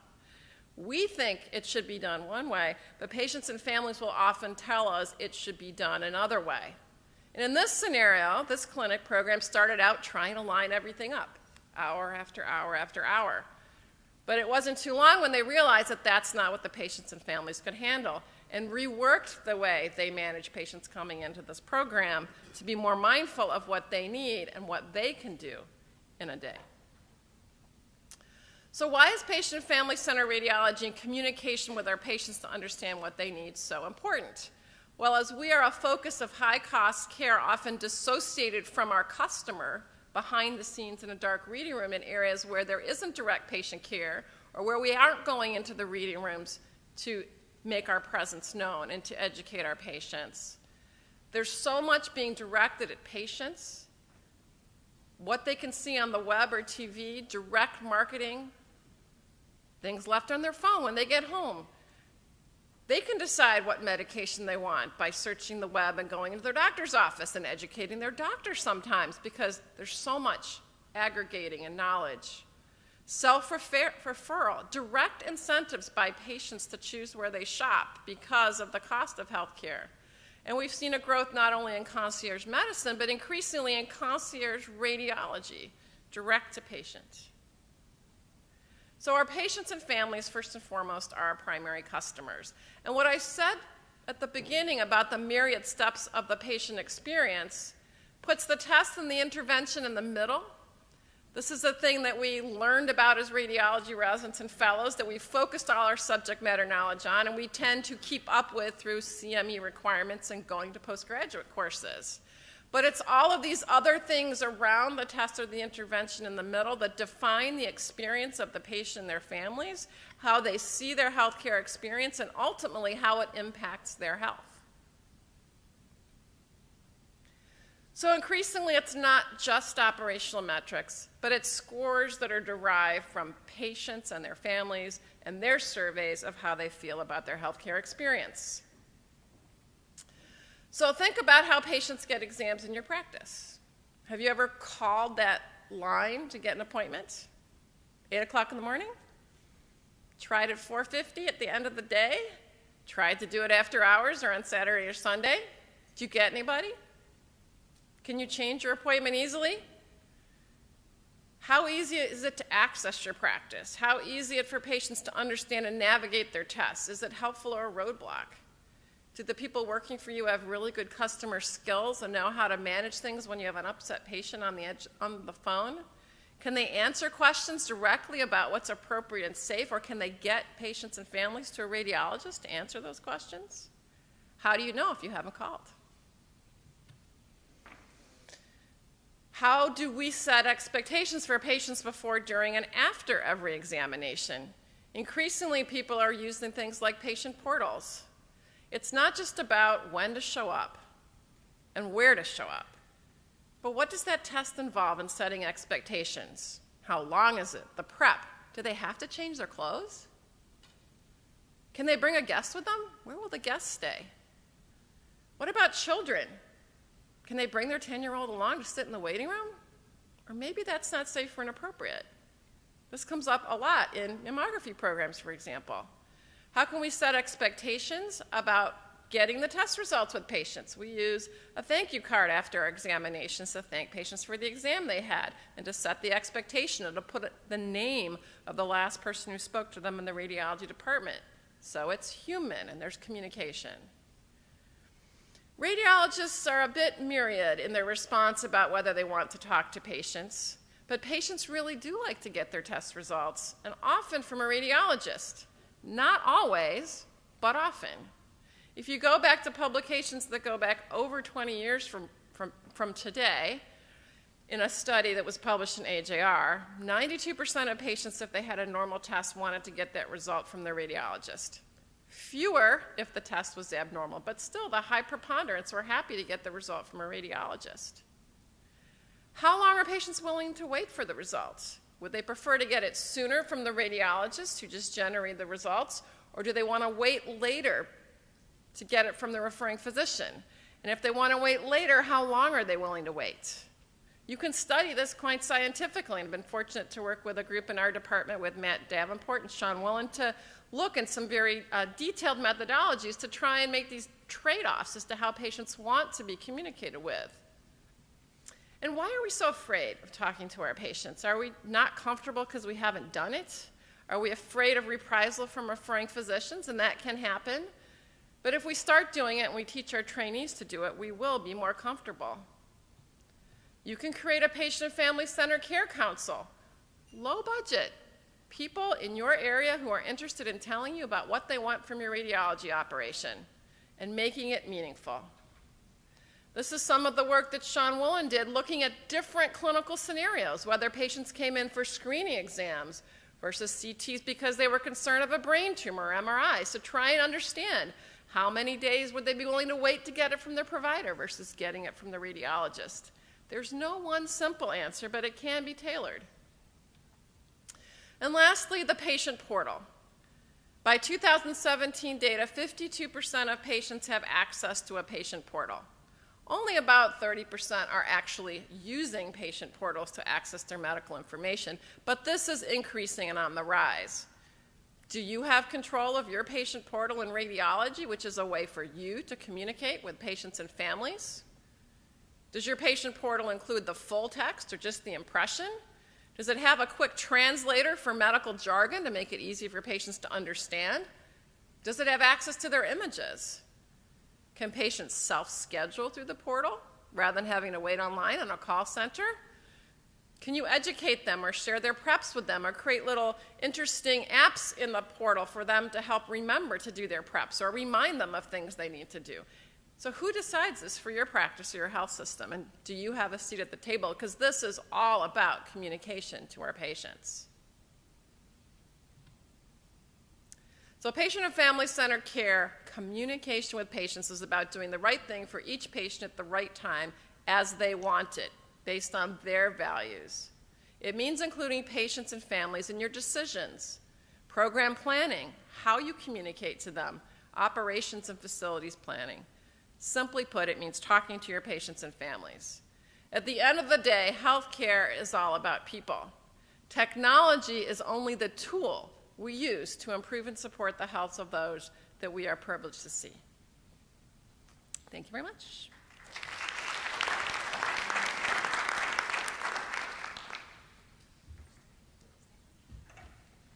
Desiree, if you could come up. I'd like to open the speakers, and if there are none, I'll start out with a question for Ella, and that is, how can we radiologists help patients deal with fear? And a sub-question to that would be, how can we train radiologists in empathy? So it's very interesting, that question. If you talk to medical students, right, brand new, fresh medical students, and I'm fortunate to have one of those in the family, and he's going through an introduction to the patient experience rotation within the first 6 weeks of medical school, rather than physiology and anatomy and biochemistry.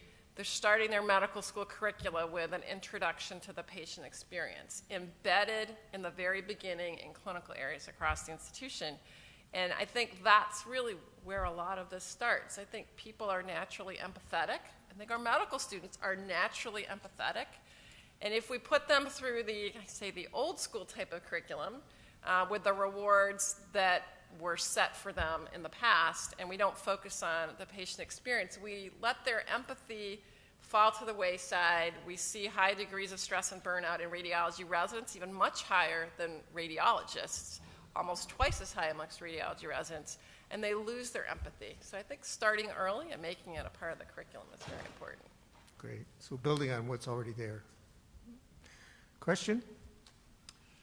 Yes, Bill Thorworth with the American College of Radiology. I want to start first with a quote that has been used in many talks of this type of Jim Rawson, who chairs our Commission on Patient and Family-Centered Care, which is, it's hard to put the patient in the center if you're standing there yourself. So I think it's really an important concept to take away.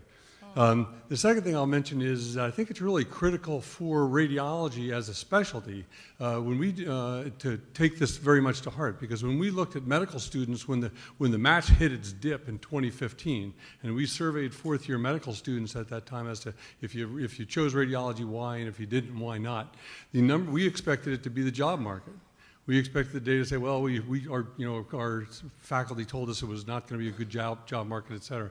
It turned out to be the number one reason was lack of patient contact, that the medical students at that time were opting not to select radiology. So in your departments and practices, it's really critical that you don't get upset when 3 more cases fall into your queue and sit and pound the desk, but show the joy of what you're able to do and how you're contributing to that health care, and look for opportunities to interact with patients just as Ella described.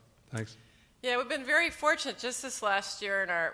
We've gone through a couple-year curriculum review in the medical school, and one of the things that's just starting this fall is all of the medical students are rotating through radiology in their second year, so not waiting until they've chosen it as a discipline late in their third year into the fourth year, but in the fall of their second year. And it's been a very interesting response from both the physicians and the house officers in the department, because now the medical students are populating all the reading rooms almost all the time. And that response to, but I have work to do, or I have these cases to read, or I have this procedure to go do, is one that we're wrestling with right now, is that cultural movement that it's okay, that they're our future, that this is what we need to do and should do. And we'll get over it with time, but it's right now, and this very month is actually something that we're managing through, is how do the radiologists accept having more students back in the reading space. Several years ago at this conference, Duchamp encouraged me to increase the communication between the radiologists in my group and patients. Our radiologists have telephone numbers that follow them from desk to desk. So I published those telephone numbers underneath the doctor's signatures so that patients can call the doctors directly. And I did it more for the referring doctors to call, but with the conversation with Duchamp and thinking about his ideas, I encouraged doctors or radiologists to talk to their patients. And when I walk past reading rooms and I listen to those conversations, the radiologists oftentimes have a high degree of anxiety in their voice as they talk to patients. And I don't know how to mitigate that or to encourage them to find joy in that aspect of their job. That seems to be the low point of almost everybody in my practice's day, and I hear the brunt of it. So if I could make a comment there, even though it's Ella's talk, there's a new curriculum. It's a team-based interactive learning modular curriculum for patient and family-centered care that the RSNA just put out. It coincided with the new ACGME requirements for teaching those things to residents, which came in just July 1st of this year. And maybe the faculty need to do it as well as the residents. It's like anything, if you haven't done it in a while, it can be anxiety-provoking. So we need to re-educate ourselves in something that we were probably much more comfortable with when we were in medical school. Brian? Great talks, both of you. Ella's talk made me want to share an experience that I've had with the group, if that's okay. As the medical director of CT, I used to, as I wandered through in the CT department, I used to see all the patients sitting in their gowns with their IVs strapped to them, and I always felt kind of bad for them. So with the patient experience group, every couple of months, myself and a rotating group of a nurse or a tech or one of the schedulers, as well as someone from our patient experience team, go and just walk in and survey to the patients. It is unbelievably incredible, the response that they say, oh my God, someone's actually talking to me, asking me what it's like, which is really very positive. And one of the things that I've learned is everyone actually is generally very happy with the radiology experience, so that's good for all of you. But they're most afraid of missing their next doctor's appointment. And that's really, really critical for them, because they've waited sometimes months to get an appointment. They're afraid their doctor's not going to be able to see them. That's really very important to them. So I would encourage all you to tell your techs to make sure you're available, to make sure you call ahead if they're running late, if something's going on. But I also encourage you, just randomly survey your patients and talk to them. They will very much appreciate it. Great suggestion. Thank you very much. Great presentations and very important topics in building our greatest teams we can. And I would like to make a comment to follow up on Desiree's mentioning of the curriculum to teach, but we also need to make sure that our leaders develop new models for radiology practice. Because from my personal experience, you may have somebody who is enthusiastic and wants to talk to patients, even wants to establish a patient radiology consultation service, when we are facing in this era of ever-increasing volumes a challenge in terms of removing such a radiologist from the reading room and allowing them to do so, and in the same time not valuing this kind of very important service.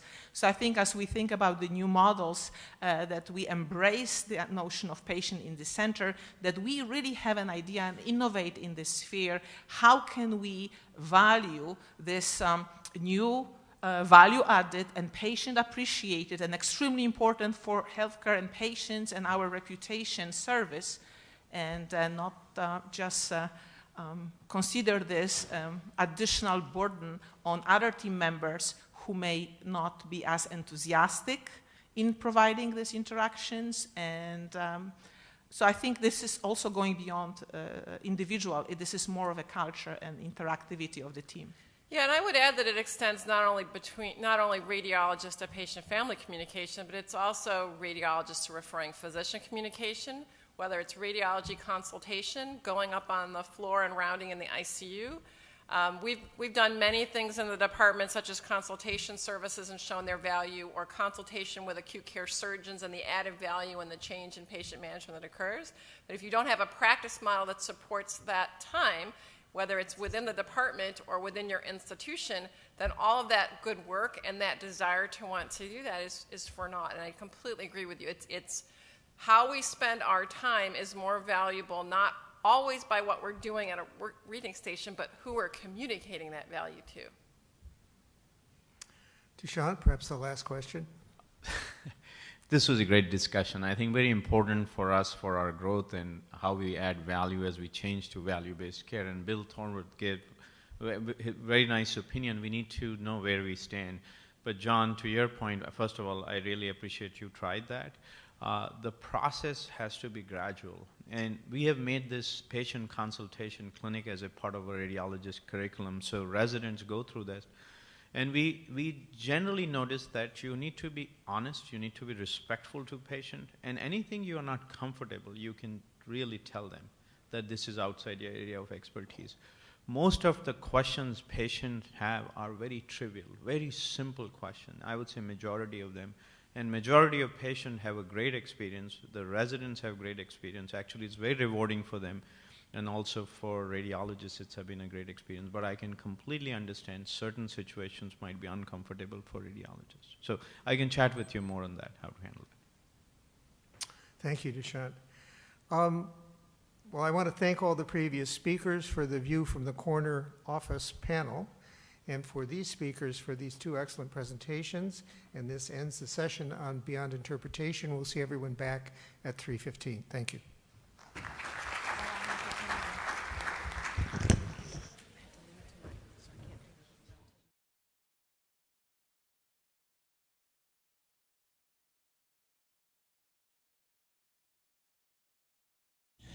For over 20 years, Meetings by Mail has provided the gold standard in enduring materials CME.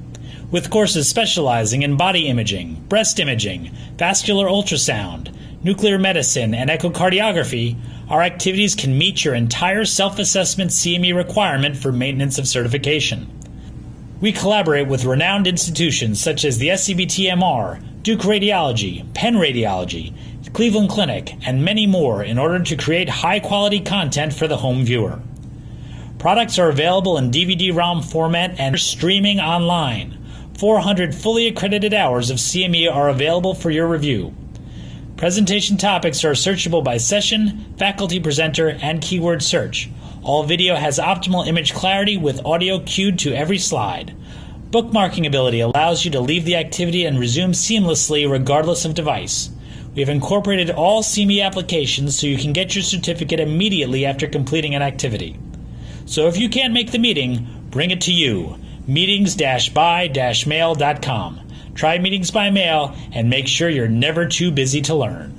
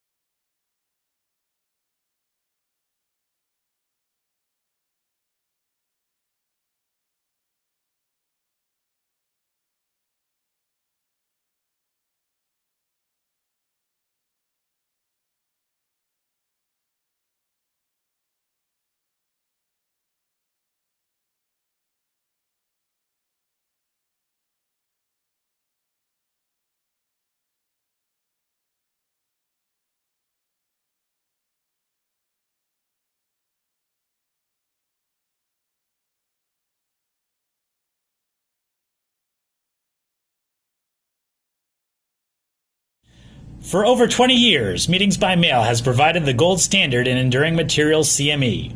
With courses specializing in body imaging, breast imaging, vascular ultrasound, nuclear medicine, and echocardiography, our activities can meet your entire self-assessment CME requirement for maintenance of certification. We collaborate with renowned institutions such as the SCBT-MR, Duke Radiology, Penn Radiology, Cleveland Clinic, and many more in order to create high-quality content for the home viewer. Products are available in DVD-ROM format and streaming online. 400 fully accredited hours of CME are available for your review. Presentation topics are searchable by session, faculty presenter, and keyword search. All video has optimal image clarity with audio cued to every slide. Bookmarking ability allows you to leave the activity and resume seamlessly regardless of device.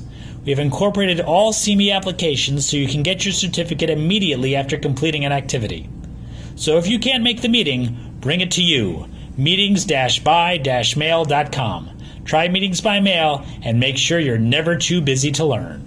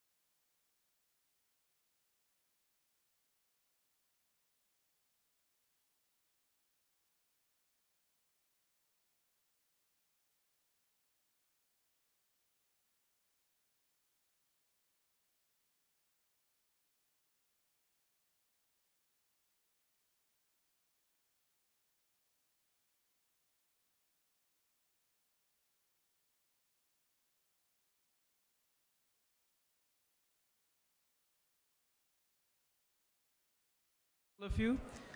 In the interest of time, we're going to start the next session. This is Advances in CT. It's my pleasure to be moderating this session because we have a stellar group of speakers.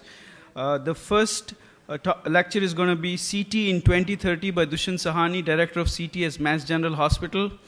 It's a very interesting topic. They say the best way to predict future is to create it. So let's see what Dr. Sahani has created for us. That's a lot of pressure. I don't know what Avinash had in mind when he invited me to speak on this topic, but what I intend to do is give you my perspective of where I believe CT might be in 2030 if I'm still alive. Now, CT as a technology has done remarkably well. You know, it's a attenuation-based modality, and most of our applications require giving intravenous contrast media administration. And availability of safe contrast media has completely transformed how we practice medicine. Actually, CT has been one of the top innovation in medicine. Certain areas or certain subspecialties wouldn't have happened without CT.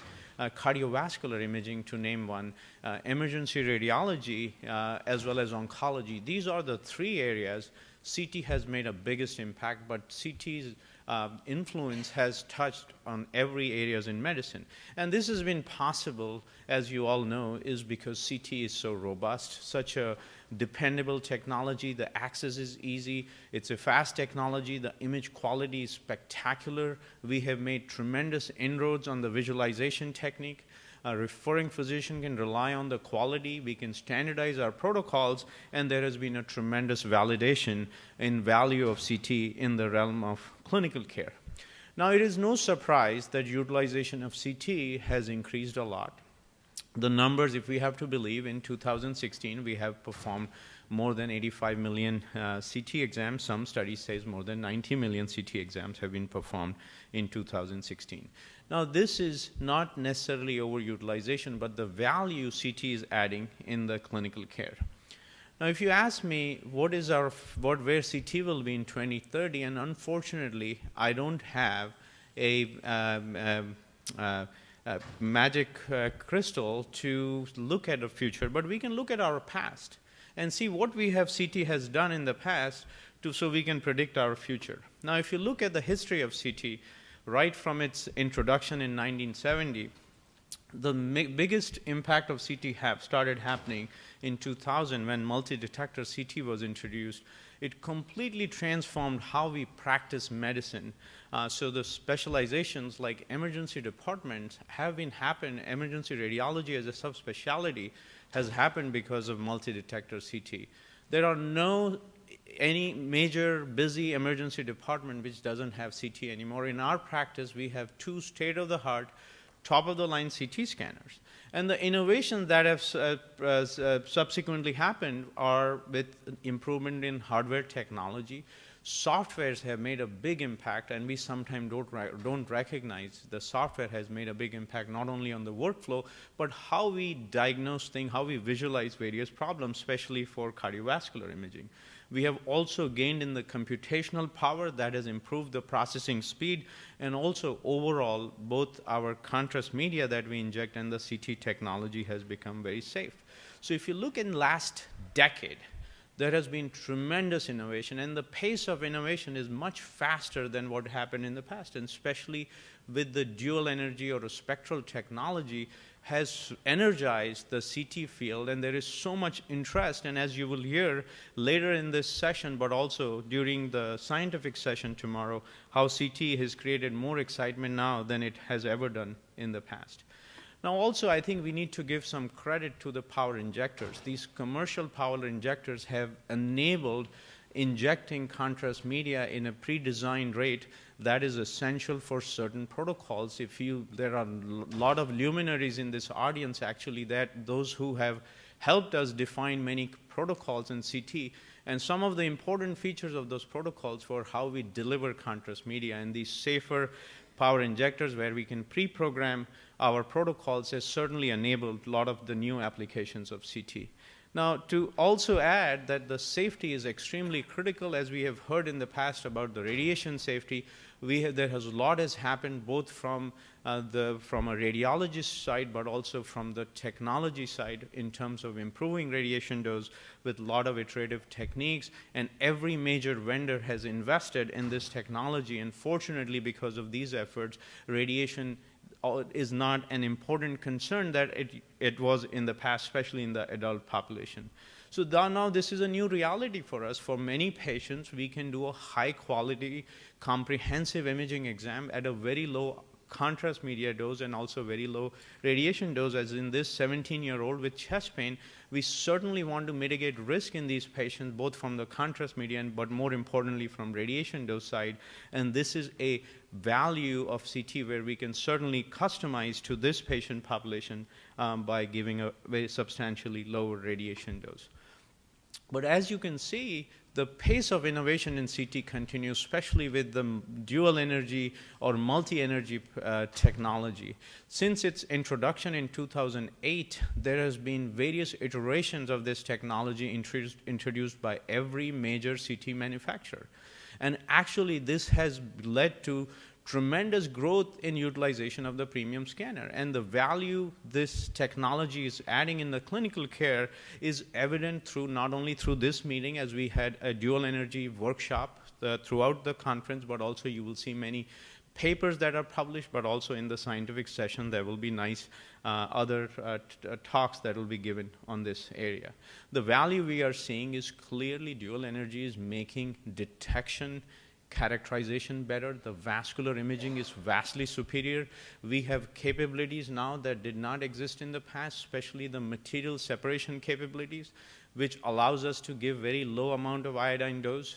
We can customize care for certain indications, like for kidney stone. We can be very precise in terms of predicting stone composition. We need less exams now to characterize lesions. For example, incidental findings in liver and kidneys in majority of cases, we can characterize those lesions through dual energy CT. So clearly it is impacting, and we will see tremendous growth as there is more adoption of this technology in the clinical care. Now, this is what we know, but let's see what is in the horizon so we can see what might be coming in the future. Now, we need to look at the disease prevalence to understand the impact. We need to understand the healthcare economics, which we all know is that we will have limited dollars to take care of our patient. We need to understand how we triage our patients and how do we invest those dollars in healthcare. We need to look at the evolution of information technology, the artificial intelligence, and again, there is a session on Tuesday on this topic, and there are many papers on this topic, and certainly these areas will impact how we practice radiology, but CT, and also some new molecular-based contrast media, nanoparticles, which you will hear a talk from Beignet subsequently in this session. All this will impact how we practice CT. Let's look at the population first. Now, by 2030, we will add about 1.5 billion more people to our existing population. Significant number of these people will be living in big cities. But if you look at developed cities or countries like ours, more aged population will be living in the cities. So the expectations and what their needs for care will be different. Whereas in less developed countries, there will be more working age population.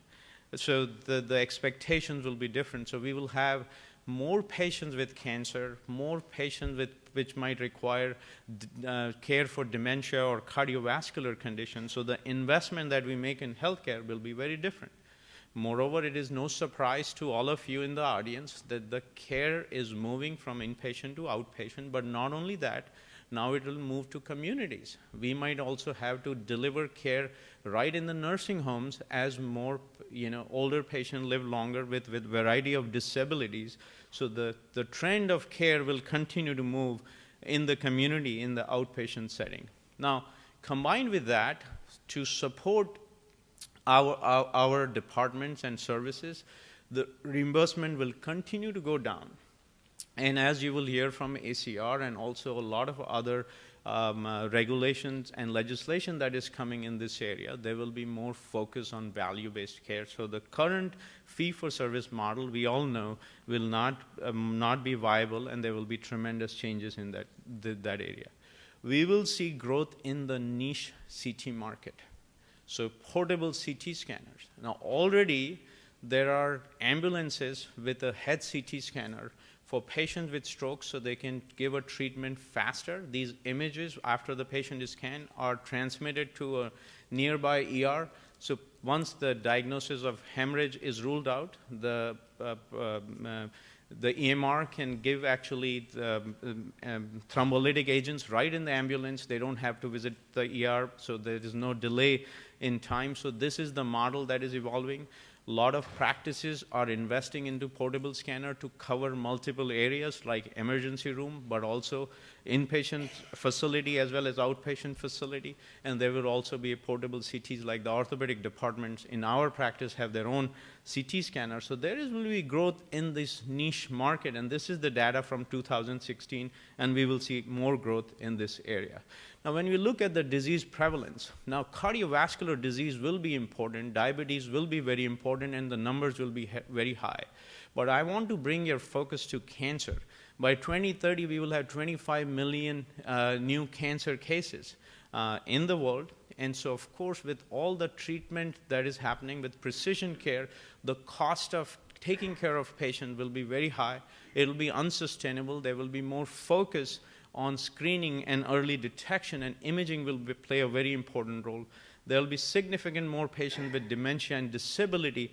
That will require a different approach in how we provide imaging, and especially CT will play an important role there as well.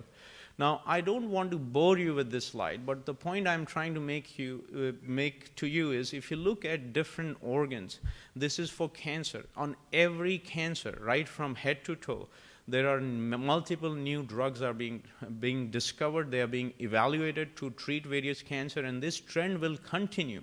So the precision care by 2030 will come to fruition, and we will have a better way to detect which patient will benefit from these treatments.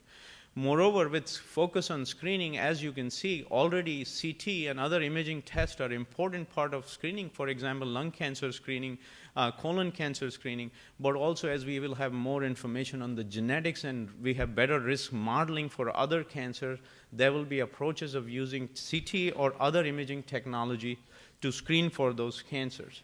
Now, as we move on the value-based care, we will have to do things differently. One of the discussion we had in the previous session was the patient consultation clinic is one of the value that we might add, but there are other things we need to look at: more cost effectiveness, the appropriateness, the clinical decision support. All those will be an important component for assessing value-based care. Now, to get our reimbursement, we will also have to conform to the guidelines. Now, these are some of the guidelines I'm showing you for various cancers from head in the body.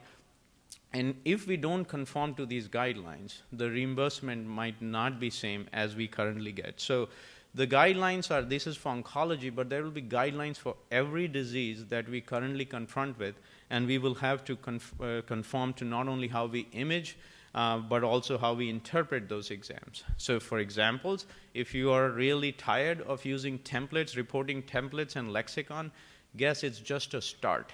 We will be doing it for every organ, every disease. Even for kidney stones, there will be a template. Trust me on that. It's coming. So that will be new expectation. Also, the emphasis on CT, and as we will see better modeling, better quantitation that you will hear later in the session, there will be focus on extracting data from CT, whether it's radiomics, whether looking at body parameters to predict future risks, like risk for cardiovascular disease, risk for diabetes, risk for outcomes, especially looking at muscle mass. All these things will be expected from any CT scan where we will have to quantitate that information. Now, from a protocol standpoint, as we move to precision care, the protocols also have to be customized. We need to have precision protocols, and this might be possible with better modeling, with better technology, and better science available, how much dose we use for radiation, the contrast media, and what type of images we need. We won't have the same protocol for every patient. But all this will be possible only with a good workflow. And for good workflow, we need automation, right from protocoling to processing to segmentation and quantitation. And to make that happen, this is where artificial intelligence will impact us. And I think the role of artificial intelligence will really be to improve our workflow. It is less on the diagnostic side, but for all the things we expect from a workflow, not only for CT, but from other modality, whether it's for image acquisition, whether it is for scheduling exam based on patient's clinical history and location, so you don't have to bring the patient to main campus, they can be close to where they live, using the clinical decision support for making diagnosis of a lot of incidental findings, but also interpretation is more customized and focused to the clinical care. So future of CT, this is how I see it. Patient comes based on their medical record number or RFID. There is automation in terms of what type of protocol they will be needed. There will be customization in the protocol, exactly how much iodine we will give, what is the radiation dose we can prescribe to them. After that, the CT scan is done. There will be more quantitation, segmentation. We have a lot of this information and risk modeling available. We will make a diagnosis. We will do a lot of risk, but radiologists in many cases will be actually consulting with the patient so we can give a timely, personalized care. With that, I want to thank you all for your kind attention.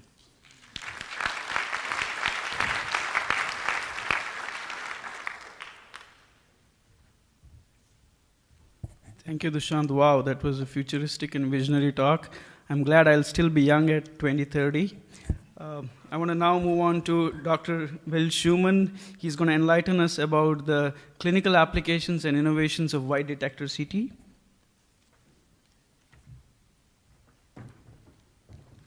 Thank you very much. Well, wide detector CT is capable of traditional scanning with helical applications, but there are some new applications that we've been playing with and inventing that are interesting in how you can use these scanners. This is my financial disclosure. And I'm going to go over the technical description of the differences, some of the advantages and disadvantages. I'm going to talk about one-beat cardiac TAVR planning, multi-pass arterial phase for organ scanning, whole organ perfusion, and step and shoot scanning everywhere in the body.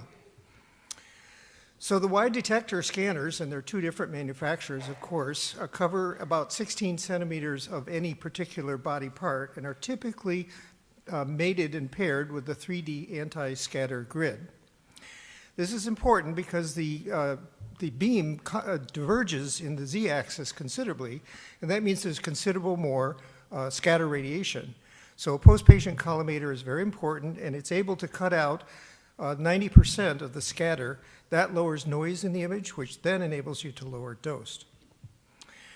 The cone beam diverges, as I said, broadly in the z direction, and this could cause problems with shading, cupping, or ghosting artifacts, but there are things that have been done to deal with that because the imaging volume is the entire cylinder, but individual points within that cylinder are sampled somewhat differently. And to deal with that, there are a couple of things you can do to mitigate. First, you can focally align the detector modules to conform to the cone beam geometry. And also there are reconstruction algorithms that reduce Hounsfield unit variation across the 16 centimeter of the z-axis coverage and make it more uniform. Now when we scan with the typical 4 centimeter detector, we are doing helical scanning and the table is moving while we scan. But with rapid axial volume scanning, which you can do with taking advantage of the long z-axis of the detector, things are different because you actually obtain a volume, then you move, then you obtain another volume, and then you move again. And this can be done very rapidly with about 1/3 of a second for each volume scan, 1.5 seconds to move the 16 centimeters, another volume scan, etc. And so you get volume 1, volume 2, volume 3, but the table is not moving during scanning. The table actually moves between volumes. So what are the advantages of doing this? Well, you can actually decrease acquisition time because this can be done very rapidly. So you have shorter breath holds, fewer motion artifacts, and less iodine contrast can be needed. And there are no helical artifacts. Remember, we're not scanning helically. This is step and shoot scanning, sort of like the old days of 1 centimeter step and shoot many years ago, but now they're 16 centimeter step and shoot. And so you lose the helical artifacts like windmilling, streaking, volume averaging, and there's less image noise per given radiation dose, so you have lower dose scanning for a given image quality. And you can produce low noise scans that are remarkably artifact-free. So what are some common CT artifacts? Well, we talked about noise, but there's also beam hardening and scatter, metal artifacts, out of field, windmill, and cone beam artifacts as well. And what I'm going to show you is a series of images, a patient that gets scanned twice on 2 different occasions, first with a 4 centimeter helical scan, and second with a 16 centimeter axial scan. Notice in this scan, both the CTDI vol and the DLP are approximately the same, but you can see how much lower the noise is on the 16 centimeter axial scan. The technique has an impact on a metal artifact by itself as well. So with helical scanning, the metal artifact is in part a helical artifact. And when you are doing axial step and shoot scanning, that is markedly or moderately reduced. Of course, there's lots of other things we can do to reduce metal artifact, but this technique is a step in that direction. There's something called the out-of-field artifact, which is interestingly also a helical artifact. But when you're doing 4 centimeter helical scanning, you get this out-of-field artifact for tissue that's off the edge of the field. It's not present, again, we're not helically scanning, with step and shoot and the wider detector scanners. And then there's the familiar windmill artifact. That's where there are sharp tissue interfaces with marked density and difference. And this is this black streaking artifact that you see windmilling around the interface as you page through the images. That is a helical artifact. And again, when we're not helically scanning, same patient scanned at a later time, and the artifact is not there.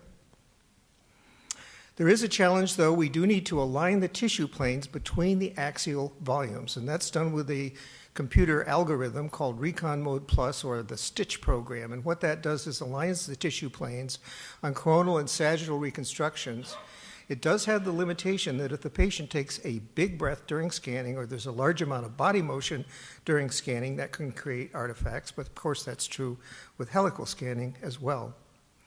So here's how it works in the sagittal and coronal images. There's actually 5 different volumes on this scan, and you can't see where they line up because Stitch has lined them up perfectly for you. There is the disadvantage of potential for skipping tissue if the patient exhales during the table motion. This is not during scanning, but during the table motion between the axial volumes. Exhaling can actually cause a skipping of tissue. And so you actually have to coach the patient very carefully. If they need to breathe, inhale, don't exhale. Inhaling will cause you to duplicate tissue. But of course, this can be a problem also with helical scanning. In the cardiac world, the Y detector is proven to be very helpful. It decreases artifacts, it lowers the radiation dose and reduces the IV contrast that we need. But we're able to do whole heart imaging in a single cardiac beat, get the whole cardiac cycle with any rate and practically any rhythm.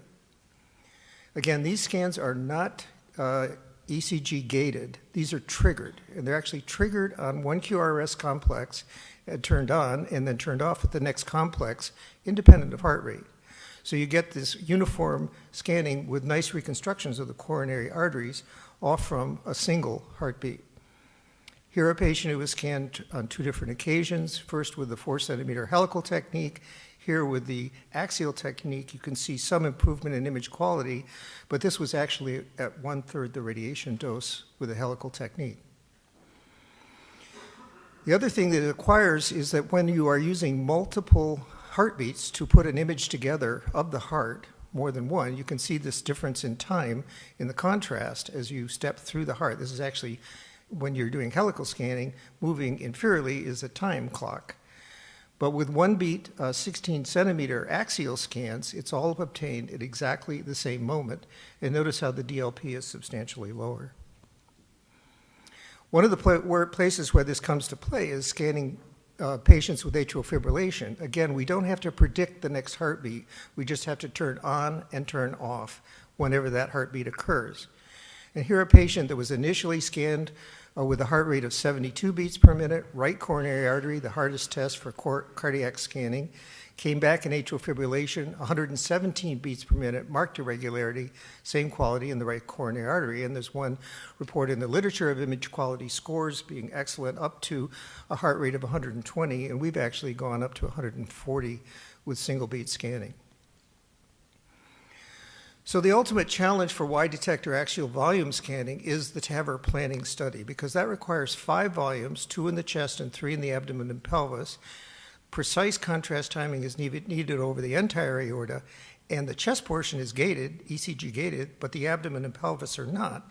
So you need to be able to switch quickly between these and keep moving. To get these kind of images where you've got beautiful 2 volumes in the chest, 3 volumes in the abdomen and pelvis, which can then be post-processed into the iliofemoral measurements so that you can determine the access capability for the device, and then the very precise measurements of the aortic root and the sinus region and the valve itself, as well as the aortic leaflet measurements, so that you can exactly size the valve to the aortic root and avoid all the complications that come from missizing.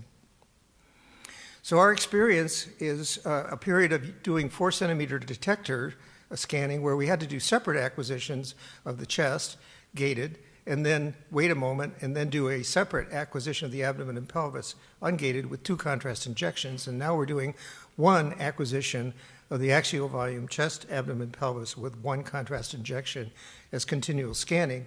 And when we do that and compare densities from the aortic root down to the iliofemoral vessels, the 16-centimeter Y detector is producing greater density at all points, despite the fact that we're using significantly less iodine.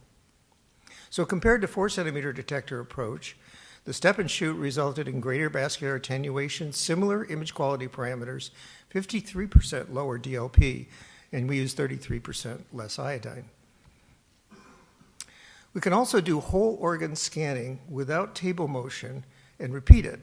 And that's most impactful in cardiac, when we're doing cardiac perfusion, but you can also look at the liver, the pancreas, kidneys, transplants, or brain, and do true perfusion studies. An example of a pseudo-perfusion study is what we're trying with CT screening for hepatocellular carcinoma, where we now historically have only imaged at one time point during the 20-second arterial phase, but we know that lesions enhance and then become isodense at different times during that 20-second arterial phase. And this may explain some of the lower sensitivity of CT compared to MR for hepatocellular carcinoma. So we have theorized that more passes during the 20-second arterial phase through the liver can be supported by wide detector technology as axial volume scanning, not helically, with 16 centimeter coverage of the whole organ, scanned 3 times during the arterial phase without table motion during or between the passes on a single breath hold.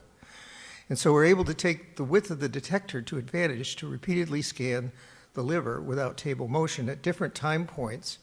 And here, for example, is our current protocol where we're doing a research scan at the peak plus 10 seconds in the liver, then a late arterial at peak plus 20 seconds, and another research scan at peak plus 25. So we're taking 3 snapshots during the arterial phase, in addition to the usual 70-second and 5-minute delays for screening for hepatocellular carcinoma. Here's some example images. This is a tiny lesion that is not seen at 10 seconds. It's barely seen on very narrow windows at 20 seconds, but it's best seen at 25 seconds. And here another lesion that is best seen at 10 seconds, hardly perceptible with narrow windows at 20 seconds, not perceptible at all at 25 seconds. And here a lesion that's very perceptible at 20 seconds, but also seen at 10 seconds and at 25 seconds. So there's high variability in how these lesions appear with this technique. And if you look at some of the numbers from our first 55 lesions that we've analyzed, you can see there's discrepancies in when they're seen, and you can see there's discrepancies in peak conspicuity. And indeed, 40% of the lesions have a peak conspicuity at other than 20 seconds. So the peak conspicuity varies within the arterial phase. Some lesions are not seen at different time points within the arterial phase, and improvement in conspicuity is important for these lesions since many of them are barely detectable. So why would we do this multi-pass technique instead of true perfusion of the liver? Well, true perfusion requires 10 to 15 passes during the arterial phase, and it may have higher radiation dose or lower image quality through that trade-off. And small hepatic lesions are typically very challenging to distinguish, so even slightly more noise may be significant. So we've decided to optimize image quality and do 3 time points. But true perfusion can be performed with this approach. An example is what my colleague Ryan O'Malley is doing with true perfusion of the pancreas, where he's looking at patients with pancreatic carcinoma and taking 16 axial volume scans with no table motion, the whole organ, every 2.5 seconds for 40 seconds. And then he's able to post-process the data to produce quite a number of different variables in addition to the black and white image of the tumor, also looking at blood volume, permeability surface area, and blood flow. These are typical perfusion parameters.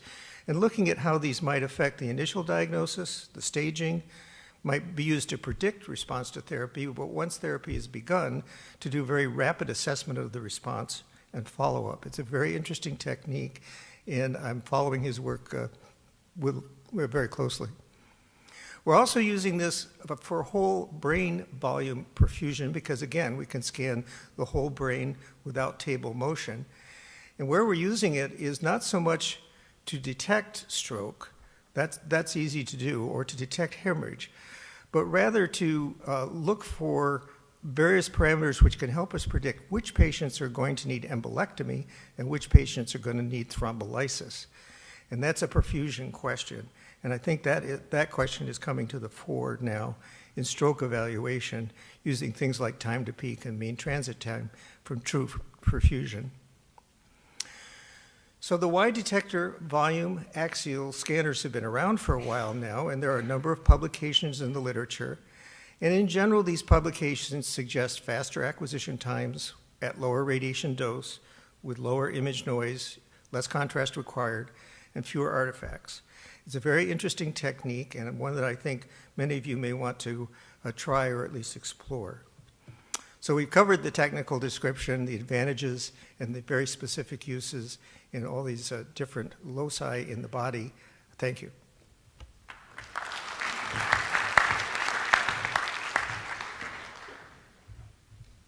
Thank you, Dr. Schumann. That was a fantastic lecture. We'll have questions at the end of this session. Now I would like to invite Andrew Hardy, who will be speaking on low KEV imaging in clinical practice, rationale and current state of art. He's from University of South Carolina.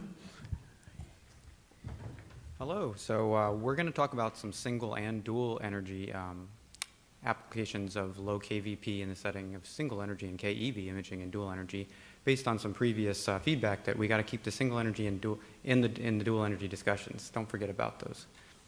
So the X-ray beam in CT, we're going to go back to our physics as usual when we start, is split up into voltage and current. And the voltage is the velocity, is the easiest way to remember, of the electrons striking the anode. And the anode is then going to produce photons which are going to have increased energy with increased voltage, and they'll have increased number, and that relationship is an exponential relationship with the increase in voltage to the number of photons. The slower electrons are more likely to interact with materials and vice versa. And remember, each material we look at, especially when we go to dual energy, is going to have a specific optimal interaction. In the current of CT beam, we have a number of electrons striking the anode increases, has a relationship that it increases the number of photons emitted in a linear relationship, but that the actual mean energy of the electron beam is unchanged. So voltage affects two things, and current one, exponential and linear, and we'll come back to that later. So the voltage is expressed in kilovolts, as we're all familiar with, and that's a peak value of the spectrum. The mean value is actually much lower, and the current is in milliamperes, usually expressed as the amount of time that the current is on, and that's in milliamperes per second. KVP energies are distributed on this graph. I just wanted to show an example, not that we need to go through too much detail, but just to show that the peak is actually what defines the spectrum and not the mean energy.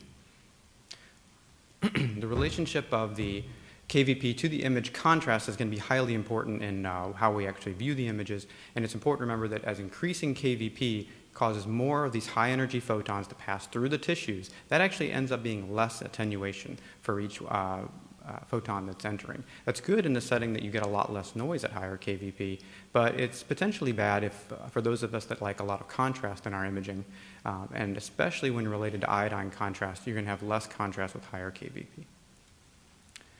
So when you decrease the KVP, there's more interactions of the lower energy photons, and interact with the tissue or whatever you're imaging, and particularly in the setting of administering iodinated contrast, we're going to have decreasing KVP is going to have more interaction, and that's going to create more contrast.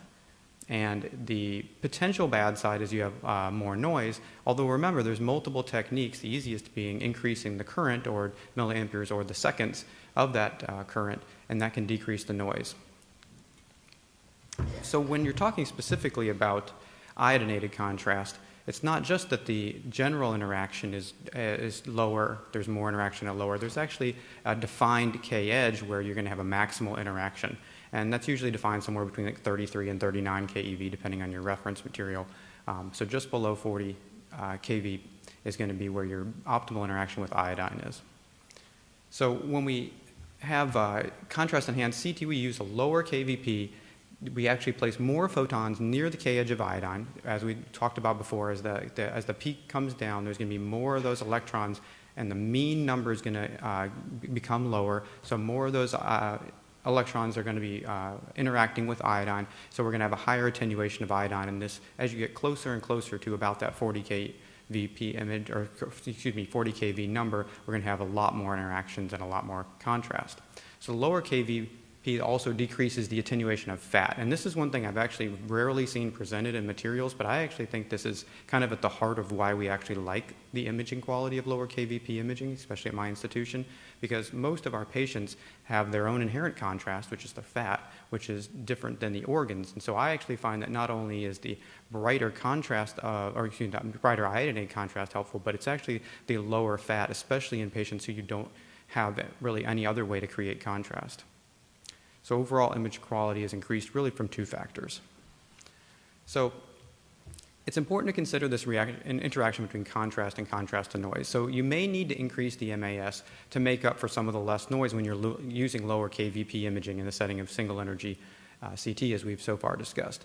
But it doesn't actually cause a problem with dose, because as we go back to it, when you're altering the current, you just have a linear relationship between the radiation dose, and whereas you had an exponential relationship in terms of KVP. So often what we find at our institution is comparable amounts of contrast to noise can be found with a lower radiation dose, with a lower KVP setting, and a higher MAS setting. And where that's most valuable with the newer scanners that actually have the capacity to generate enough current to actually get to numbers that can overcome this. So a scanner that can only go up to about 300 MAS, you're not going to be able to go to low KVP in an even moderately large patient, but some of these newer scanners can go 600, 800 with no difficulty. So the other thing, as we mentioned earlier, you can always use iterative techniques to lower some of the noise while maintaining your contrast. So I think you can actually use a combination of factors to increase contrast with lower KVP imaging, but also to get the noise back to an acceptable level. So when we're using lower KVP imaging, I'm mostly discussing going from what our traditional kind of discussion of 120 KVP. I mean, there are some places where they still use 140 or 130 occasionally, but I think most of us think kind of a modern setting is about 120. And that's a mean KV of around 78. And as we remember, that's really almost double what we need to have for maximal iodine interaction. So if you just go down to 100 KVP, your mean KV is now around 56. There's a lot more interactions with iodine. And here's a little bit of an excessive example, but the same patient with two different energies, and we see on the right side image here with the higher KVP, the aorta only measures 126, where it measures 282, with basically the same scan just at a lower KV setting. We can visibly see a little more noise. It's actually windowed to kind of show it a little more. But again, that's something that you can choose to overcome with some other techniques. So really you do have to balance the effects of the low energy settings. You can't just say, well, keep going lower and keep going lower. At some point you have to find what the optimal low energy is.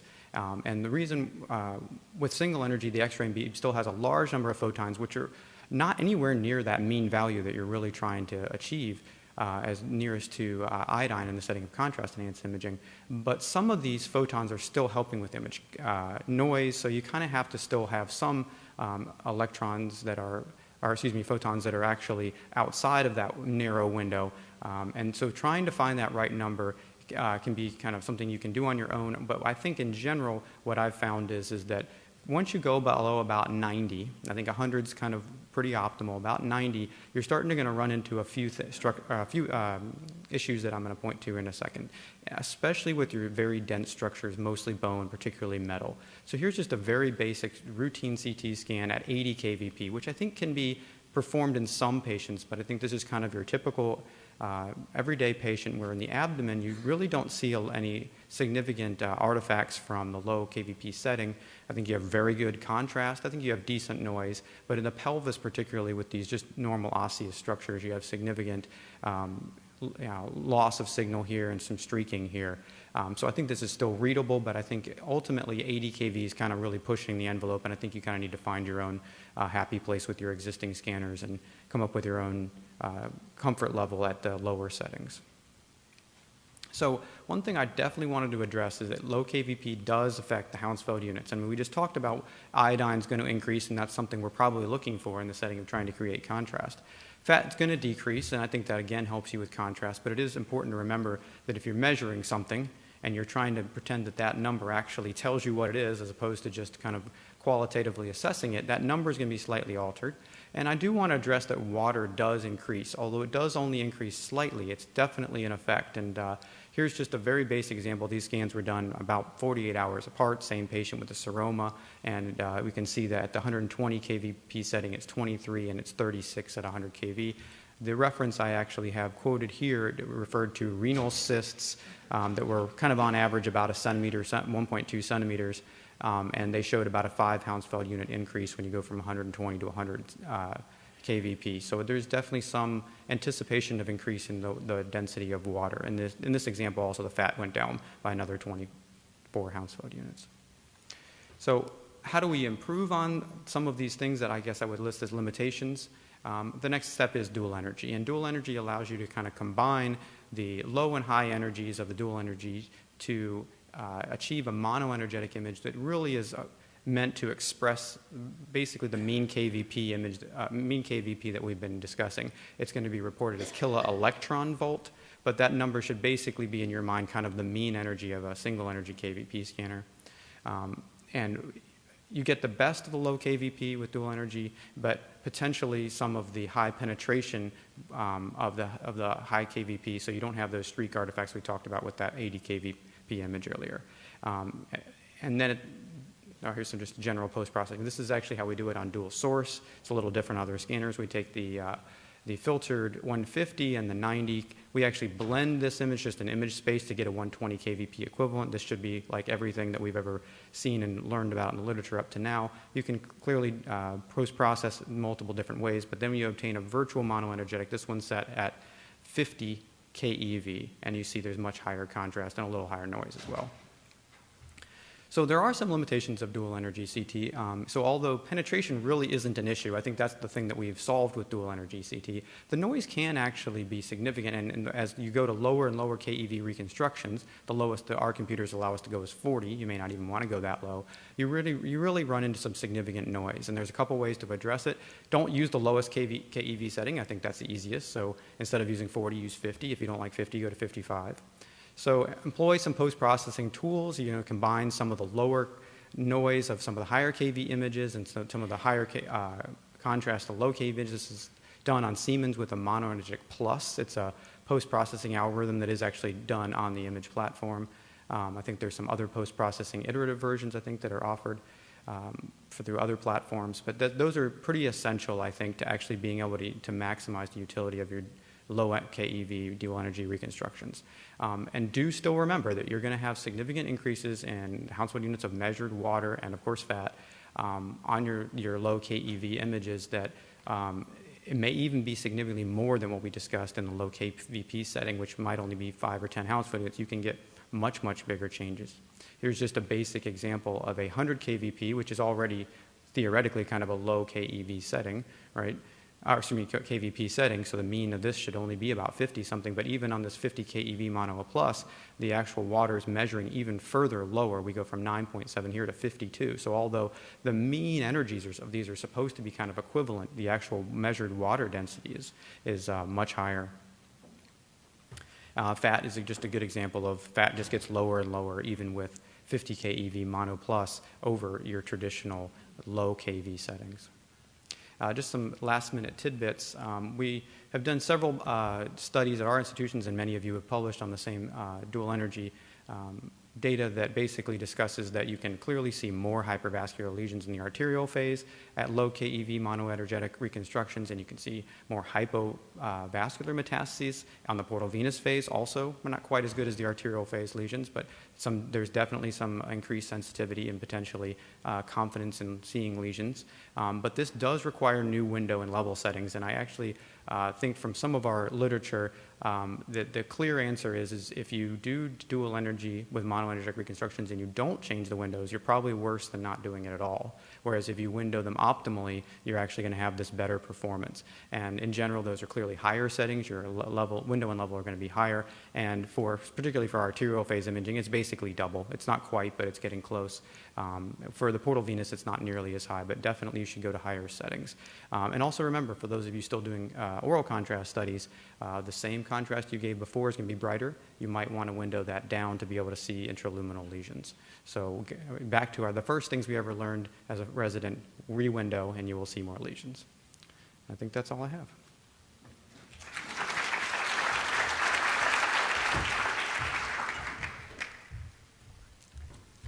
Thank you, Andrew, for such a useful and informative talk on a very relevant topic.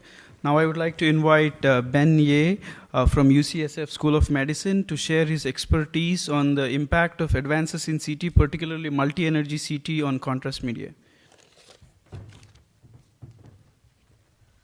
Thank you very much, Avinash. I'm really excited to share with you some of the potential advances that we will be seeing in the years to come in terms of contrast material, in particular now that we have dual energy CT.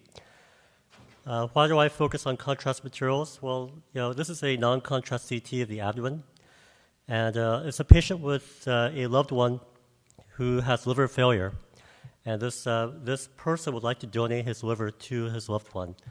And so it's very routine in our practice to do a non-contrast evaluation to look at the liver. We get a CT angiogram, arterial phase, to look at the arteries, look for any anomalous vessels, look at the venous phase, look at the portal vein, hepatic veins, liver volumes. And we used to also give a contrast agent for the bile ducts. And with this, we could get very accurate evaluation of the entirety of the liver, every single input and output of the liver with great detail. And we could put them back together in a beautiful 3D image. We could not do this without contrast. And contrast is so successful, we have many new tests that we do now that we didn't have in the past. CT urograms were not around 15 years ago. Different types of angiography, coronary angiography wasn't around 20 years ago. We're continually learning how to use contrast agent in a new way, a better way. But there are problems. We had to scan this patient 4 times. And every time we scanned the patient, he was in a slightly different breath hold. And so this 3-dimensional view is wrong because the vessels are not in the right place exactly. Pixel by pixel, every time the patient takes a breath, it's something a little off. Also, we might have cases like this where we gave oral contrast. In this case, we were very lucky. The oral contrast washed out the duodenum. And we saw a puddle of contrast here in the duodenum, which is actually from a gastrointestinal bleed. But this color of contrast is exactly the same as the color of contrast in the bowel, maybe off by a few Hounsfield units, but they're the same material, iodine or barium. And so we do have examples where our current contrast agents, although they're wonderful, could maybe be improved perhaps by dual energy CT. So, sometimes we'll do a CT angiogram. We never give oral contrast for CT angiograms, even though it might be beneficial to see the bowel better, because once you give the oral contrast, it overpowers the arteries. It's hard to do a 3D reformation. CT urograms, great without IV oral contrast. Once you give oral contrast, it's hard to see the ureters as well, urinomas and other issues. When I talk about color CT, a lot of people say, we have color CT, it's great. We have them with our volumetric reformations, coronary angiography, but we all know these are not real colors. They're artificial colors based on thresholding or based on a seed growing algorithm with something editorialized. Can we get color contrast agents? And what can we do with them? Dual energy CT, multi-energy CT, we've reviewed already multiple times. It's like 2 scans or more at the same time, each with a different energy spectrum. And it's like seeing color. So when we get a scan at a low and a high KVP, we can see the current contrast agents in the blood vessel and in the bowel are brighter at low KVPs, and so we can reconstruct them into an iodine image and a water image, a virtual unenhanced. The issue is all the contrast that we have currently, iodine and barium, ends up on the iodine image. We don't have a contrast agent that will end up on a water image or any other image. And so this is a contrast image, not necessarily an iodine image. Wouldn't it be nice if we had different agents that were available? So our bodies are made of mostly carbon, nitrogen, oxygen, and hydrogen, tiny atoms. They don't block X-rays very well. Barium and iodine are virtual twins. They're almost next to each other on the periodic table, number 53 and 56. They look identical at dual energy CT. We could pick something else, for example, tungsten, atomic number 74, and that one does look different at multi-energy CT. We have different vials of iodine and tungsten, and we're trying to solve this Rubik's Cube, which one has what contrast agent. Our abdomen, for example, has 10 different organs, 23 feet of bowel, miles of blood vessels. It's a real puzzle every time we try to open that box. We can look at the difference in attenuation ratios for low to high KVP, and voila, you don't have to do any math. The computer does all the math. This vial has a lot of iodine. This vial does not. This vial has a lot of tungsten, and that vial does not. And we can see the gradations with only about a 4% error. quite good. So, for example, this person has a venous phase, or actually, this is a model, animal model, has a venous phase exam. It's hard to tell the arteries apart from the veins. We could certainly image during the arterial phase and then the venous phase and use dead reckoning to figure it out, but with dual energy, we can just sort it out so easily. This is the artery, that's the vein, and they're perfectly co-registered, pixel by pixel, down to less than a millimeter. So we can really unravel the abdomen. Why might we want to do this? Well, how do we give contrast? We can give it by breathing, xenon. That's atomic number 54, just like iodine. We could give it by swallowing into the gastrointestinal tract. We do that very commonly. We could also maybe give it into the venous system or arterial system. We'll pacify all the blood vessels of the body. Or we could have it excreted into the kidneys and urinary tract. We could inject directly into the urinary tract, retrograde, or we can give it rectally. These are just some examples. We can also inject other things like fistulas. But when this hero, Daniel Craig, 007, gets into trouble, what's at risk? All of the structures. Does it make sense that we should make them all the same color, white? So we send him into the CT scanner. And this hero deserves a better evaluation than white for every single organ. So here's an example.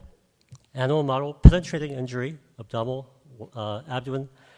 And in our hospital, we'll say, there's a leak. There's another leak. It could be bleeding. It could be a bowel perforation. Surgeon, you go figure this out. It's an emergency. That's state of the art in 2018. But wouldn't it be nice if we could use different agents for the bowel and the vasculature? And in fact, this was a dual energy scan with a commercial scanner that's probably sitting in your hospital right now. Didn't require any hardware, maybe a slight software upgrade. But we can see the bowel here quite well. The bowel contrast image, we could not see it as well in the MIP image. We could see that the leak, the little pointy triangles, were not due to oral contrast, but they were entirely due to bleeding. And this is a case of bleeding, so the patient needs maybe an angiogram and interventional radiology or vascular surgery more so than he does a general surgeon. We look at this first order branch, second order branch, third order branch, fourth, fifth, sixth order branch in a small 3 kilogram animal. We would get much, much more detail in an adult human being. Look up here. If we saw this in the liver, we'd say, liver laceration. But we look and we do see indeed there's bleeding into the liver, but we also see oral contrast. And that's a hepatico gastric fistula, which is a major injury, very difficult to diagnose. But actually our first-year residents could diagnose this with ease. In fact, when we compared residents reading multi-energy, multi-contrast images compared to attendings who are experts in trauma, all they do is trauma radiology, the residents outperformed the attendings. You took a novice and made them into an expert instantly, even though the residents had never seen a multi-contrast dual energy CT scan before. And instantly they became better than the experts. And we gave the experts then the dual energy to look at, and they became better than themselves and the residents. So we took an expert who had never seen a dual energy multi-contrast exam and made them into a super expert. And that's the power of color that we could potentially have. Again, no hardware upgrade. You have the scanner. All we need is the contrast agent. Here's another example. This is oral contrast positive plus IV contrast, oral contrast neutral. Positive contrast is really great because we can highlight many types of disease that are not bowel, distinguish bowel from non-bowel. Neutral contrast is great. We can look at the bowel wall, but it resembles water and pus and soft tissue. So if we want to pick up a hypovascular mass, well, it's easy with the positive contrast. It's a little bit tougher with a neutral contrast. And I know everyone in this room is really good at it. You squint at it for a while. But the novices, when people don't read CT of the abdomen that often, they are helped with the positive contrast. Again, for the neutral contrast, it's helpful to look at the bowel wall. Here's the stomach wall, and over here is not enhancing, so there's some bowel ischemia. This is an induced infarction of the stomach and adjacent segments of jejunum. Very hard to pick those up with the positive oral contrast. So, but of course we want the positive contrast because we can tell the shape and location and size of the abscess, which is much harder to tell with the neutral contrast. But then again, we want the neutral contrast because we have the hypervascular tumors that we might miss with the positive contrast agents. And so you get half the diagnoses with one and half with the other. It'd be nice if we could have a biphasic agent. And in fact, I just showed you a biphasic agent. This is a dual energy contrast agent. We can make it neutral when we want it to be neutral. We can make it positive when we want it to be positive to find the abscesses, the hypovascular lesions, bowel from non-bowel. We can make it neutral again with the click of a button or anything in between to look at bowel ischemia and bowel wall and hypervascular tumors. Just it's that easy. No math, no region of interest required, because it's baked into the materials and you already have the hardware. So we can take a multi-contrast enhanced exam, we can break it apart into the bones, the vasculature, oral, or whatever cavity you feel like filling, and put it back together in color. And that's what we mean by one scan, multiple colors. Can we think of another exam that has this type of imaging? Two different contrast agents. PET-CT. We have PET, which is great. We can pick up tumors. You have CT, which is very good. You have good anatomic evaluation. And you put them together, and suddenly you have a profound improvement on either PET or CT alone. The combined examination is better than either one, to the point that it's so common in our regular practice. And you know what? The PET-CT is not quite as good as this in certain ways, because for PET-CT you have 2 doses of radiation, twice the radiation dose of a CT scan. In this, we only have the radiation dose of 1 CT scan. PET-CT, have you ever seen misregistration PET-CT? Every scan, especially here we have perfect pixel by pixel co-registration. And you can divide it into 3, 4, even more different high-resolution images with perfect image co-registration. They're not separate breath holds, it's the same breath hold, 5-second scan.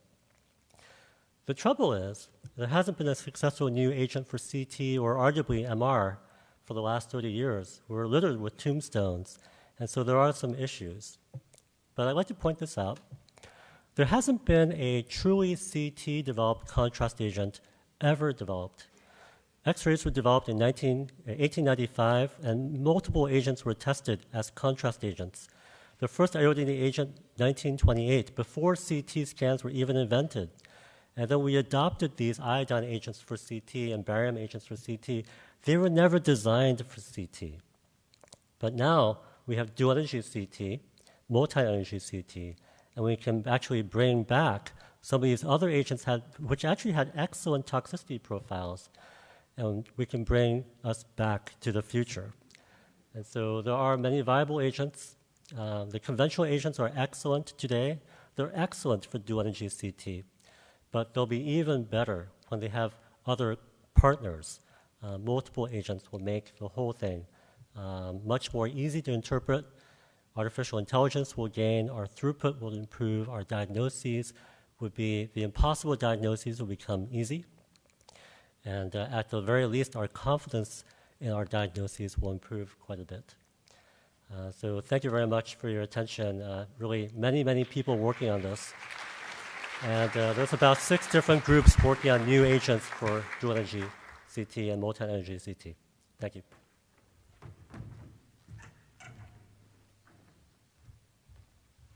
Thank you, Ben. That was a brilliant talk, and I hope we will see some of these contrast agents in clinical practice much before 2030.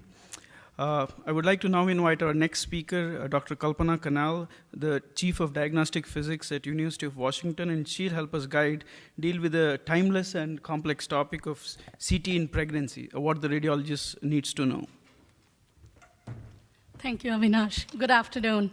So my talk is not so much about advances in CT, but a review of knowledge that you need to know as radiologists to answer a very common question that you see in your everyday practice. I do not have any financial disclosures. So the pregnant patient consult, right? A 25-year-old woman presents to your ER in stable condition after an MBA, needs a CT of the abdomen and pelvis. Patient is afraid to have the scan because she's in her 8th week of her pregnancy. The ED physician asks you, the radiologist, the expert on radiation, to counsel the patient about the risks. What will you tell her? This is a very common scenario, and a lot of radiologists have to have the knowledge to be able to consult with that ED physician as well as to talk about the patient. So in the next 15 minutes, I'm just going to talk about some of the things and considerations that you may already be aware of, but a review of the knowledge that you need to have to respond. As a physicist, I get this question a lot, not only from residents or fellows, but even radiologists who have been practicing for years. So I think it's a good idea to review what is important. So of course, the things to consider is the medical benefit versus the radiation risk. Is there a benefit to that exam? The gestation age and what the impact of radiation is on the fetus. Is it possible to use ultrasound or MR and not do a CT? And are there ways, if we do need to use CT, how do we reduce the fetal dose? So I don't know how many of you have seen this diagram, but as physicists, we teach this to our residents. This shows you in a really nice, compact summary of some of the effects of radiation over the developing fetus, embryo, and fetus. There are basically 3 different gestational stages that we talk about: implantation, pre-implantation, organogenesis, and fetal growth. In the first 2 weeks post-conception, even if you had radiation, there's either prenatal death, spontaneous abortion, or nothing. Nothing will happen to the fetus and it'll grow normally. In the middle of this graph or this diagram, you can see in the 15 to 50 days some of the, and here I'm talking about tissue reaction, malformations, growth retardation, or neuropathology that might have some concern. And then again, in fetal growth, those risks also drop down.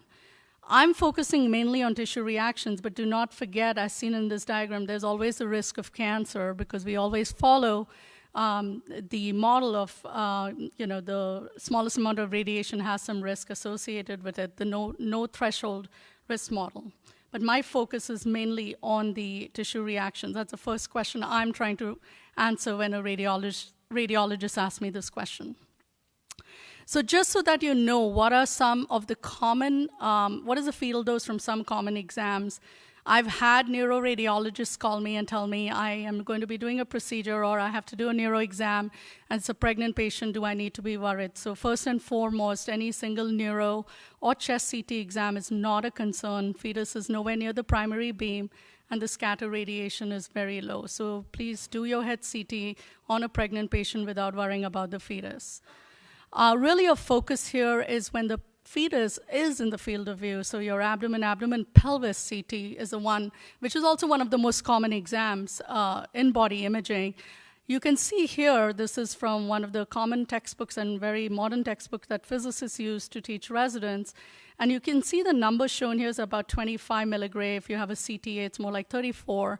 I actually think these are extremely high numbers. In the modern scanners we have now, and with using iterative reconstructions, the numbers could be very low. But if you want to be conservative, a good number to keep in mind as a radiologist for one pelvic CT is about 25 milligray. Okay, keep that number in mind as we talk some more. So what are some of the recommendations? Now I said 25 milligray. Under 100 milligray, which would be about, say, 4 CT of the abdomen pelvis, there is no scientific evidence for induced developmental defects, and interruption of pregnancy is not warranted based on radiation effects.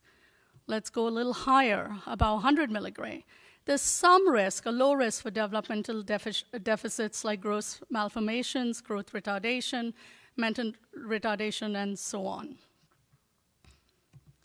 If you have excess radiation, more than 150 to 200 milligray, there's obviously much more risks. More radiation, more risk. According to DNCRP, it's only at doses about 150 milligray that the risk of fetal effects is significantly increased.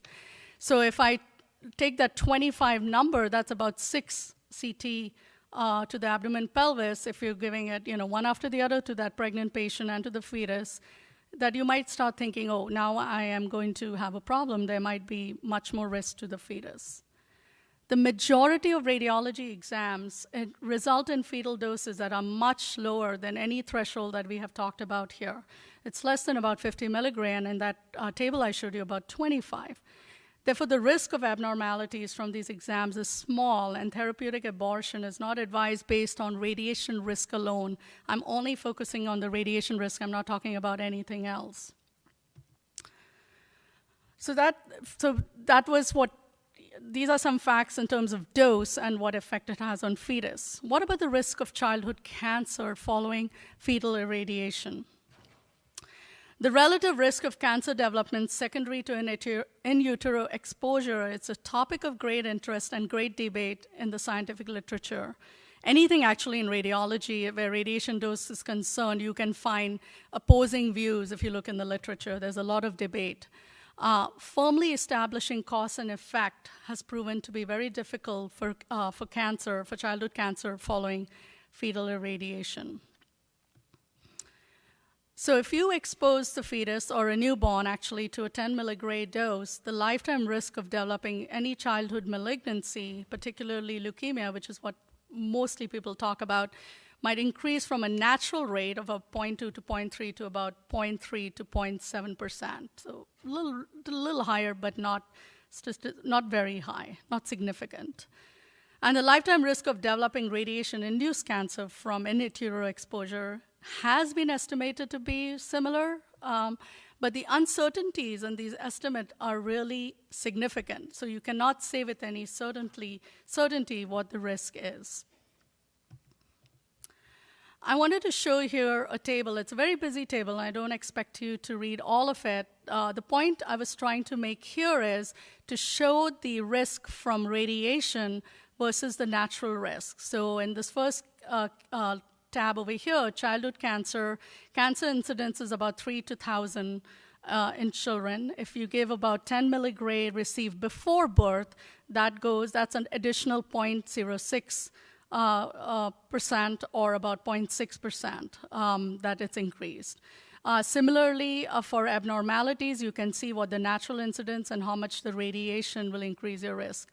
I think this is very, very helpful when you're talking to a patient about risks and what the natural risk is so that they can put it in perspective. Compared to the radiation risk, if you look at the non-radiation risks, let's just look at fetal alcohol syndrome. It's about 1 to 2 per 1,000 naturally. You drink 2 to 4 drinks a day, that's about 100 to 1,000, which is a non-radiation risk. Things that you do on a regular basis, have a glass of wine, smoking, things like that, have more of a risk than the radiation does on that fetus. This is a summary of suspected in utero-induced tissue reactions or deterministic effects from the ACR-SPR practice parameter guidelines. This is actually the 2018. They just reviewed this guideline. And this, again, there's a lot of words on this slide, but the point, again, I want to make is depending on conception age or gestational age, anything below 50 milligram, which is almost everything in radiology, unless you're doing a very high, long interventional radiology case, is below 50 milligram. And there is no risk to the fetus. And then as the radiation goes up, there are considerations, but there is no lot of certain scientific evidence that it would cause a problem for the fetus. So between 50 to 100 milligram, most of the effects are none. There's some possible, but they're not clinically detectable. And then over 100 milligram, which is very rare in the 20 years I've been practicing, I have seen one calculation that I did for a fetal dose that was close to about 80 milligram, but never, ever over 100 milligram. So then you need to start worrying about maybe some of the potential concerns you might have. But abortion based on radiation risk alone is not an issue with the daily practice and normal practice we have in radiology.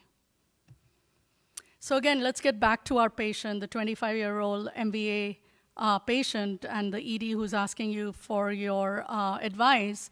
So what will you tell her? Well, we just learned that, of course, the first and foremost, forget the radiation risk, let's just talk about the medical benefit. If there is a need to do that CT, you're going to go ahead and do the CT. So medical benefit far outweighs the radiation risk. Gestation age, she was, I think, in the 8th week, and we saw there was some risk, but they're not significant.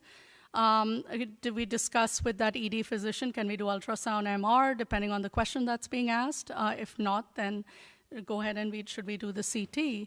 And then if you do a CT, maybe we want to reduce, maybe we heard in previous talks, instead of 120 kV, should we use 100 kV? Things like that, technical parameters that you can use to drop the dose to the fetus. So the risks are small compared what I just showed you compared to the benefit gained for diagnosing potential life-threatening injuries to the mother. The exam is needed, but the mother, the emergency room physician, and the radiologist have to understand these risks and benefits before proceeding. You are the expert here. You're the one advising the ED physician. So 1 CT, 2 CTs, even 3 CTs is not going to impact that fetus. Really the question to answer is there a need for the CT, and do you get a benefit from doing that CT? That is the question. I want to talk a little bit of contrast media. We heard just an excellent talk about that. This is directly from the ACR contrast manual, just to have a rounded education here on fetal effects. There is no recommendation that you have to screen a patient for pregnancy before giving contrast agents. There is no available data to suggest any potential harm to the fetus, and so we do give contrast to pregnant patients, and this recommendation is also supported by the FDA. Now, I know this is not an MR talk, but I just want to talk about the gadolinium-based contrast agents. Again, there is unclear how these contrast agents affect the fetus. Therefore, agents should be administered with caution to pregnant or potentially pregnant patients for MR, gadolinium-based contrast agents. They should only be used if their usage is considered critical and there's a potential benefit from doing that exam to justify this potential unknown risk to the fetus. What about radiation dose implications? As a physicist in 20 years that I've been doing this, we don't, as physicists, think about the radiation dose implications of using contrast media. We really focus on the radiation. That is really what's more important to us. I think there is some interest in this, and there's some research being done. This is a paper actually out of Duke, I believe, last year, where they did a 2-part study developing these models where they introduced contrast and looked at different models of patients to see what impact there was on the radiation dose. And they did find that there was an increase in total radiation dose, but they went on to say that even though that was relevant to be included in estimating the risk to the patient, they were not able to fully characterize or say what the total biologic effect that would have on the patient. So there is a lot of need maybe still to do research on this to basically look at the impact of contrast agent on radiation dose implications. So I want to just end by talking about a couple of myths when imaging pregnant patients, because I see this a lot in practice. Placing a lead apron on the abdomen of a patient protects the fetus. This is not a benefit to the fetus. There is no protection from internal scatter, so whether you put the lead or not, apron is not going to impact the fetus. It might actually affect the diagnostic quality of your exam. You could place it just for psychological reason. If the patient feels better and it's not going to impact your image, you could do it just to make them feel better. After all, it's all about the patient. A dose of 10 milligram to fetus should be reason to terminate pregnancy. I know of one case where a patient had to get an extremity exam and terminated their pregnancy because they were so worried about the effect on the fetus. Routine radiology exams, as I showed you earlier, are less than 50 milligram. The risk is very low compared to the benefit of the exam. Termination is not a consideration. Avoid field exposure, reduce the scan length, even if order says abdomen pelvis exam. Not appropriate to exclude areas from the exam that might be essential for diagnosis.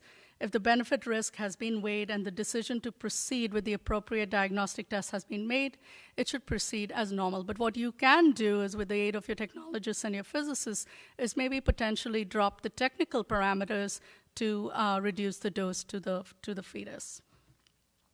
And just some of the references that I used for this talk. And thank you very much.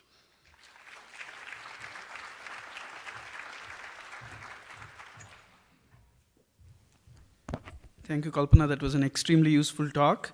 Now I would like to invite Les Folio, lead radiologist from NIH, and he will speak to us on how to manage CT protocols in the era of multiple vendors and innovations. Thank you. So I'm the only thing between you and the wine and cheese reception. And it's not the most dynamic of my talks, but I'll try to do my best. I'd also like to add that I'm an X-ray technologist first, just because right out of high school, that's what I did. And I've got a master's in radiology and a bachelor's in radiology. Not bragging, I'm just saying that, well, I guess I am. But that's one of my most treasured certificates that I put on my wall, at least for my technologists. And I call this technical protocol management, and I'll talk about that in a second. I should mention, I have these other disclaimers, but I'd like to mention that I am a committee member on Clear Health Quality Institute, which is another accrediting body. There's 3 or 4, and I'll talk about that. But that could be the one related disclaimer that I want to mention. I'll talk about terminology because I think that's very important. One, I mentioned protocol, and that means a lot of different things, especially at NIH. So we use that word only with a clarifier, either in front of it or behind it. I'll talk about that. And how to gain and maintain control of CT. Not to control like a dictator, but to keep these technical parameters in a manner where, for example, KVP, if we change that on a cancer patient, then that might affect the viable tumor volume density or texture analysis that someone else might be doing. So we like to keep that the same on our adult cancer patients. It changes, but it's very important that these research protocols have consistent technical protocols. So I'll talk about unintended consequences, too, of some of these items, how you can actually reduce radiation exposure by just the technical protocol and the management of CT, in addition to all the fancy tools with MBIR. We use Siemens Force, so we have Admire, we had Sapphire with Flash, and these have already been mentioned. And if there's time, I'll show a digital technical protocoling process, which can have great benefit. This back in 2009, and when the hype of radiation exposures that we're all familiar with, this article talked about variable radiation exposures for the same exam within the same city. And we've had this in the same department, where you might have a 10-fold difference in a CT parameter. And it might be that you've just brought the radiation exposure down 10-fold. We've done that up to 30-fold in chest CT. But it doesn't mean that the other one is 30 times higher. But this was a very landmark article.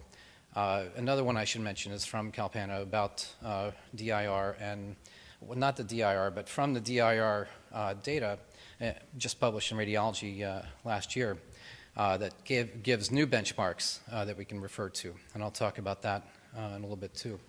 So I look at the word protocol like Jerry Seinfeld looks at the word salsa. I don't know if you ever saw that episode when they're in a restaurant, but he talks about how he feels people just like the word salsa. And I think that's what people do with protocol at NIH. Because if someone says protocol, then the military guy thinks, well, there's a 3-star general coming in, so we got to follow protocol. And it's a single word, and that's what you got to do, because he's 1 star higher than our 2-star retired boss of the whole hospital.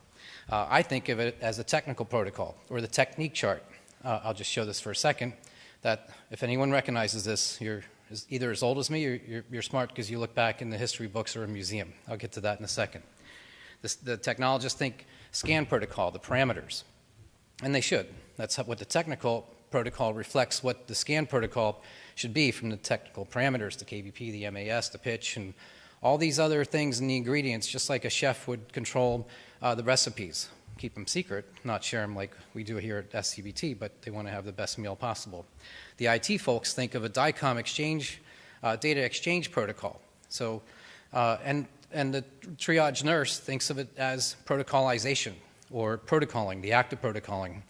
When someone asks me if I want a protocol, I just say, no, I'd rather have the salsa because it's tastier and much more exciting than this. But who here recognizes this? Am I the oldest one here? This is the old-fashioned technique charts that X-ray techs use. You might have seen them on the wall. Some places still have this. When they were taking this off in one of the hospitals I worked at, they said, let's give this a Les. He can do something with this, and here it is. But these were flip charts that you put on the wall next to your machine for just regular X-ray. You put your finger on it. I'm doing a hip X-ray. You lift it up, and here are the parameters. They're written in pencil because they would change, and your generators would change. And that's how we did it. It's doctrine for technologists. So if there were technologists here that were older, they'd recognize this. This is before these were digital. This is the new technical protocol, and this is just the format that David Blumke and myself decided on when I first arrived at NIH in 2009, that we were going to make these all the same. And now we make them to an ACR kind of template. It has all the information required, such as the exam name description. Is it triple phase? How are you going to do those phases? What's the timing? Is it bolus track? What machine you're doing it on? If you've worked with multiple vendors, it can be a challenge. And these will allow you to have it for that particular scanner. For this kind of patient, we'll put the research team on there as well. And we'll put the gene on it if we have that. And we have about 75 genetically defined diseases we image every day. So that can be a little tough. So many of you probably don't need the ACR accreditation for your CT scanners. You may have it. You may not even have to have it. We have it because we feel it was the right thing to do. Not that not doing it would not be the right thing to do, if that makes sense, but it's just we felt this would be the best thing for us to have in addition to JC. And I'll get to that in a second. Now, do you need to be accredited? That depends on if you're inpatient, outpatient, if you have outpatient centers. It gets kind of complicated, and we're not going to be able to address it all here, but feel free to email me with your scenarios, and I'd like to know, too, what all these different permutations are. But there may be a penalty if you're not accredited for your Medicare patients, for example, with CMS and MIPA. I'm not going to go too much into detail with this. I have the references, and again, can answer personal questions by email, or even if we get into a discussion here, which would be very exciting, but I think there's more exciting things to talk about. So who needs it? This is the best description I could find, and it is the advanced specialties, nuclear medicine, MR, CT, PET. So you'll see this around, but it doesn't mean, again, that you have to have it, because most of us are in hospitals, and those that are not affected. But again, you've got the outpatient centers, which you might have 20 or 30 of those. I can think of a few of you who have this kind of situation. And I wanted to mention, too, that getting an ACR or other accreditation is not a rubber stamp for passing JC. I found that out the hard way when we were all confident when JC came around. Oh, we're ACR accredited. See that stamp on the wall? But look at the way the audit trail is done. Kalpana, you mentioned you do this through meeting minutes, and we had considered that too. We had also talked to our lab. How are we going to do this audit trail? Because ACR didn't specify it the same way JC did. And when they come to us, they look for whatever thing they can write you up on. And it's not because they're being nitpicky. Well, I guess they are, but that's their job. They do this for the purposes of safety. Same thing with ACR. And I think it's just good to know what these rules are, standards, because those are in place for the right reasons, for optimal safety, but also for optimal quality of imaging as well. So as far as the JC, there's some new elements that are released. If you want some of that information, I can provide it to you.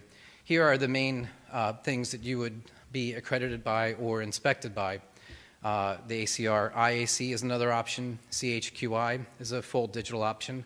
At NIH, we're a little bit different. We have to send things by CD. I just heard that ACR is now completely digital as well. You don't have to mail in anything. You don't have to have the physical signatures. I believe it's all completely digital. So, and that's great. But we can't do that a lot of times because of what we have to send out. You also have to have patient release. Well, we have to have patient releases. So I have to double up on the exams that I send to ACR for evaluating of the images and the technical protocols and all the other thing that goes with that.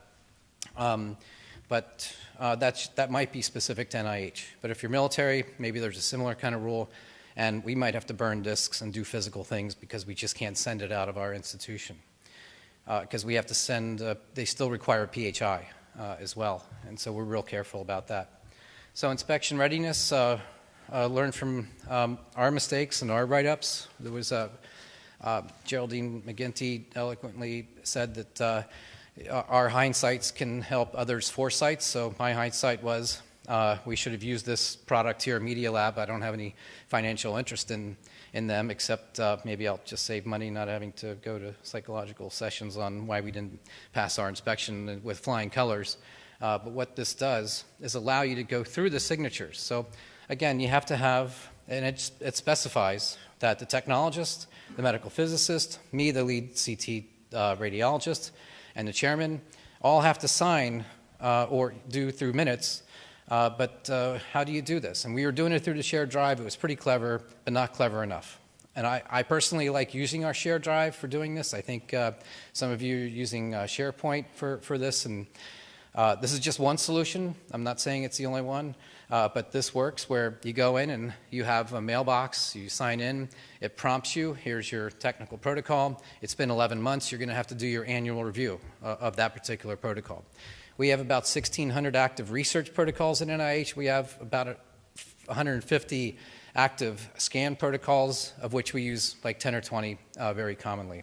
But this allows you to go through and sign it. It's very similar to a military OPR or OER fitness report, where the signatures are all done and they're passed down. And you might have seen some of this in Outlook and some other tools as well. My signature's blocked here, so you don't try to steal my identity, but you're welcome to it. Someone else tried to steal it and they gave it back to me. But you go through that, and I'm serious, they didn't want to be me. Can't imagine. So the advantages too, it could be psychological. You have the stamp on the wall, and sometimes patients will ask, do you have ACR accreditation or other? Again, we don't have to have it, but we have it, and we said, let's do this. Blumke and Folio want to do this. And so now, the 3-year accreditation cycle comes up and they say, oh, shoot, remember we volunteered for this? We wanted to do this. But it's easier the second time around. We use our custom work list so we don't have to deal with PHI. Medicare reimbursement is not an issue for us, but it helps you prepare.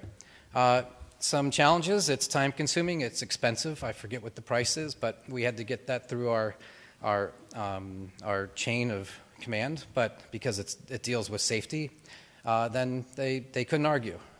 It was just, we just said, again, the right thing to do, this is the best we can do, let's be the best. The degree requirement is, we found out the degrees were a little bit more stringent than just being an RT. It's a specialty, and to keep the currency and the CME. It's like, wow, we got to keep teaching our technologists. We've been wanting to do that, but now we have a reason. And I'll talk about advantages to that as well. And there could be perceived, what I call perceived disadvantages. Or a perceived disadvantage can be an advantage. Let me try to frame this from the perspective of management, where they're saying, well, Folio wants to do this with technical protocols and be very specified with these. And pretty much I was following David Blumke's, like, here's what we're going to do it less, and I'll take all the heat. But the nice thing about making these protocols the way we did before the ACR accreditation, or we ventured in this, is I'm not the one bringing down the hammer. It's the rules of the organization. So this is just things you learn if you've, in the Air Force, to be promoted, you had to take organizational behavior and learn about Hawthorne effect and these types of things. And I can just tell you it's easier at the end of the day if everyone knows this is the right thing to do, because that's what ACR requires. And it is harder work, but you at least get to do it, and it's not because Les feels it's the right thing to do. It's the right thing to do to a standard. So that's my little pitch on that. But and we share some of these. I have some of them on the SCBT website, the technical protocols that we have there. We also do it when we have PET CT the same day, or we try to do it by individual. And we have the opportunity, like many of you as a referral center, to combine or to compare ours to the outside exam. Same patient, same scan, and looking at it and say, wow, look how much better quality ours is compared to theirs. Or, at the same time, learn from others' mistakes or their successes wow, look what Hopkins is doing. And, you know, the CT is us, and that's a great site of Dr. Fishman's. So, wow, let's do what they're doing. We have that advantage too. Let's find the best thing, but do keep KVP in certain parameters for cancer patients where they might be alive for 20 years and you got to keep that scan parameter the same as best you can, but tweak those doses down as the community is doing the same. So, and these give you benchmarks as well. And I won't go into detail. We've got a publication on this. But the nice thing about benchmarks is if you know where you are, you know where you're going. And I'll show you just a couple slides on that, mostly refer you to the publication. But I teach offshore sailing to the Naval Academy as a hobby. And what we do is teach them dead reckoning. So in addition to the GPS, you plot on your chart where you are. And this is a shoal. And if you hit that, you've got a plan for the future, basically. But it's the same thing. And this is our publication that's available. I won't go into detail with it, but we looked at doses over a 5-year reduction since I got there in 2009. And we pretty much cut a lot of our doses in half, and then a lot of them in a third, and some about 30 times. And we didn't include the photon CT in this because it's another story, or our 30 other scanners that are doing animals and these types of things. These are our top 10 scanners, and I've actually got 2 favorite that I use. But here, just in a snapshot, you can see these radiation doses over 5 years were brought down 5 times. A lot thanks to iterative reconstruction and the other fancy tools and dose check and these kind of things, and being part of ACR near dear. But here's triple phase using dual energy years ago, where we said, hey, we don't need that non-contrast. Let's just do a virtual non-contrast. The doses went down 3 times because of cutting out a phase, but in addition, the MBIR, in this case, Admire, after we were done with the flash. And we only had the flash temporarily just because we worked out a deal with Siemens to get 2 forces. So that's, if you notice that the flash was on there a short period of time, it was a kind of a turning a car in, right, for an upgrade. Oh, I did want to point this out. I showed this at SCBT in 2015, where we used the tin filter. Many of you do this now, where our chest CT can be about the level of 2 PA and lateral chest x-rays. I don't advertise that. I don't want this to be a open thing where, hey, why should we get a chest x-ray or a tomosynthesis when we can get a chest CT for the cost of a chest x-ray dose-wise? So it's true. It works. And here's an app-like thing where we worked with NCI, and anyone can use this. It's really a website. Just looks like an app. But this can help answer patient questions, and that's very handy to use. So, and digital protocolization, I won't go into detail, but there's advantages to this, and there's disadvantages, such as radial tunnel when you're moving the mouse around in 20 clicks. But as of next week, we've got it where we've got multiple clicks where you can just pick one research protocol, technical protocol, and it'll click all the other things, and then you just supervise it and look at it. Okay, I'll pass it on. So I'm not going to go into this in detail. This is just our department. I just wanted to summarize. We talked about terminology, my view of the word protocol, technical protocol, the recipe of how we do things, and how to, this is just one idea of how to control CT, because these are our recipes. We're the chefs of this, and we want the best meal possible, the best quality images with the lowest dose. I talked about advantages, and I didn't get into CT department design. That's a whole other thing I like to talk about. But that's all I have. Thanks for your attention. It's late. Can we come up here? Thank you, Les, for the superb talk. Sorry, friends, just one more thing between all of us and the wine and cheese reception. That's the question and answer session. It was a terrific session with stellar faculty. I would like to invite all the speakers onto the podium, and the session is open to questions.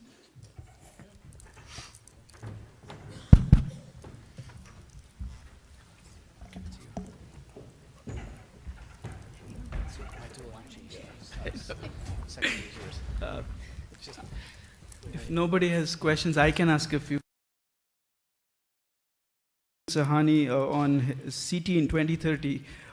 Two questions. One, what do you think is the impact of this innovations in CT on workflow with so many images being generated? And the second question is, we see the talk about driverless cars coming up. So do you think we might reach a stage where we would have techless CT scanning? That is, we would not need technologists to scan patients.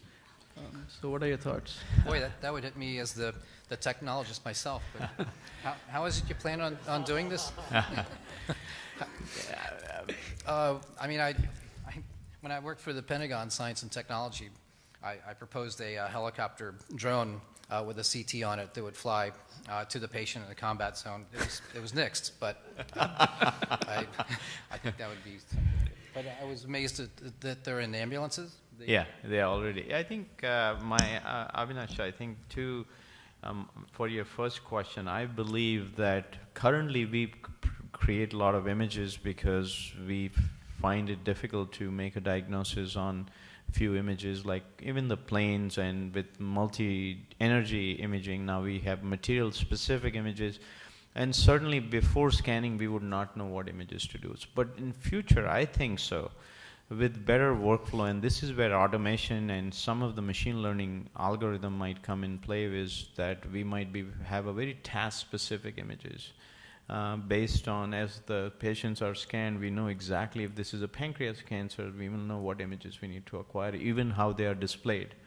And how they come to you on PACS, the hanging protocol, everything will be automated. So that's what I think. In terms of not having technologies, I personally think it's the model we can apply that is on airplane. Most of the commercial airplanes, these are really automated in terms of how they fly, but still we need pilots there. What I feel is the technologist's job to push buttons, number of clicks they have to make will go down substantially. We will be focusing more on patient. The experienced patient has to CT will really be enhanced. So there will be augmented role for technologists also by these innovations. That's my vision for it. Okay, thank you. I think there's a question from the audience here. Yes, thank you. Since nobody asked any questions, I got my courage to respond. So sorry if it will be a little long, but this is. I know that over the last 10 years there were a lot of talks about low radiation dose, and after a while it became a little kind of meaningless because low is always relative. So I think it was another term which people were trying to talk about. It's the right dose. What is the right radiation dose to a given patient? And unfortunately, I don't think anybody knows what this right dose is. So what I think could be considered as the right dose is that if you think about that, you go to very high radiation dose, then you encounter the risk of cancer-induced risk, which is quantified. We can argue if it's quantification is valid or not. There are a lot of controversy, but at least there is a number you can put with certain milligram of dose, what kind of cancer risk you can get. On the other hand, if you go to dose which is very low, you face another risk of like missing some important findings, like low contrast liver and lesion, which could be cancer, which if you scan with too low radiation dose, you might not find it in time and then find it 2 years later. Obviously, it's also important. It's like a risk, but unfortunately, it's not quantified. So there is no model how you can quantify the risk of associated with low radiation dose. And ideally, we think that overall minimum patient risk should be some kind of sweet spot when it's not too low, not too high, but somewhere where you minimize this risk. So does it make sense to you? What do you think about it? And should we really focus on trying to finally define what the right dose is? Because right now, automatic exposure control, it's based purely on perception of radiologists what's image quality. It's not related to the actual, accuracy of detecting certain lesion size. And actually tomorrow there will be a study from Cleveland Clinic where they proved in phantoms that current automatic exposure control, risk of finding the same lesion in, say, in obese patients is much worse than finding the same lesion in smaller patients. And I think it's an important point. So, sorry for the very long question. Andrew, in the interest of time, I think I get your point that we have currently no clue of. It's what radiologists we care about is image quality. So if we can automate that image quality based on very task-specific, That's where some of the automation and innovation in technology, and you are working on some of the technology, it's actually where it'll happen. And some of this has already changed. The radiation dose is no longer an important concern. We still want to drive it down, customize it to a task, but now with all the innovations that have happened, radiation is not a big concern, as Les has showed from his talk. Yeah, I completely agree. I think we need to maximize the amount of diagnostic power we have per photon that we deliver to the patient, and also to improve our confidence and our ability to make diagnoses. So I think a lot of that will come from improved packs, so we don't have to send over 50 images. We don't have to send the bone window, the lung window, the liver window, and the soft tissue window. We just send over the CT scan, the multi-energy CT scan, and we can just window and level what we want to make the reconstructions. And likewise for the techs, make it easier and more fail-safe. But I think, compared to the risk of driving a car, the benefits we gain from CT are just phenomenal. And I think the debate is a little distorted. So I can answer the comment in 2 words, and I call it the sweet spot. And it's the sweet spot of the technique coming down. All those dose reductions I showed came with a lot of review by the radiologist over the period of 5 years, and it took 5 years. We've brought them down a little bit more, but I've seen folks from the outside where, and I delved into so on occasion where I went below that spot. It was too low radiation, too much noise. There was too much. I want a little bit of noise, and even our neuroradiologists want some noise, but not too much. And I've seen some where people just went beyond the point of diminishing return. But I think your article that came out gives nice what the DRL, the ADs, all the letters. SSDE is something I showed on those, so it was size specific. So I think it's a matter of finding that sweet spot, not going below the point of diminishing returns where we're going too low. And this is the same with pilots too. I'm a pilot, and you have a sweet spot on how you land. But I do like the autopilot analogy. There will still be pilots flying and try to find that sweet spot. But the sweet spot for one person is totally different than another person. As a physicist, ask me that. I deal with tons of radiologists, and you talk to radiologist A who thinks the image quality is perfect. You talk to radiologist B who thinks it's too noisy, or you talk to radiologist C who says, this is fantastic, or I need more dose. So I think that sweet spot will vary depending on the radiologists and what they think or what they consider is optimal image quality. So I think you cannot answer where's the point that we have to work with. This is a point that will not work for everybody. You have to find your own sweet spot, working with your team, your radiologists, to come up with the right combination. And I think we are trying to move away, physicists are trying to move away, and I think radiologists too, from using the word low dose. I think the more correct terminology now is optimized dose, right? And even if that dose is high, that's the optimized dose for that particular clinical indication and what you're trying to do. Having benchmarks, as Les just said, is a good idea, or a starting point to compare where you are in the scale of radiation dose. So the paper we published last year using 3 million data points from the American College of Radiology Dose Index Registry gives you a good feel for what a head CT dose is for 3 million exams, right? So that's somewhere where you strive or start as a starting point. If you're at 70 milligray and the benchmark is around 50 milligray, oh, maybe I'm a little higher in dose. And you kind of play with those numbers a little bit to guide you in the right direction. I think Dr. Schumann had a question. I think it's just I want to make a quick comment about how we need to remember how small these risks are, because even if you use the most conservative data, a 10 millisievert CT scan produces about the same risk of injury as driving a car 75,000 miles in the state of Washington, and the same risk of death as driving a car 175,000 miles in the state of Washington.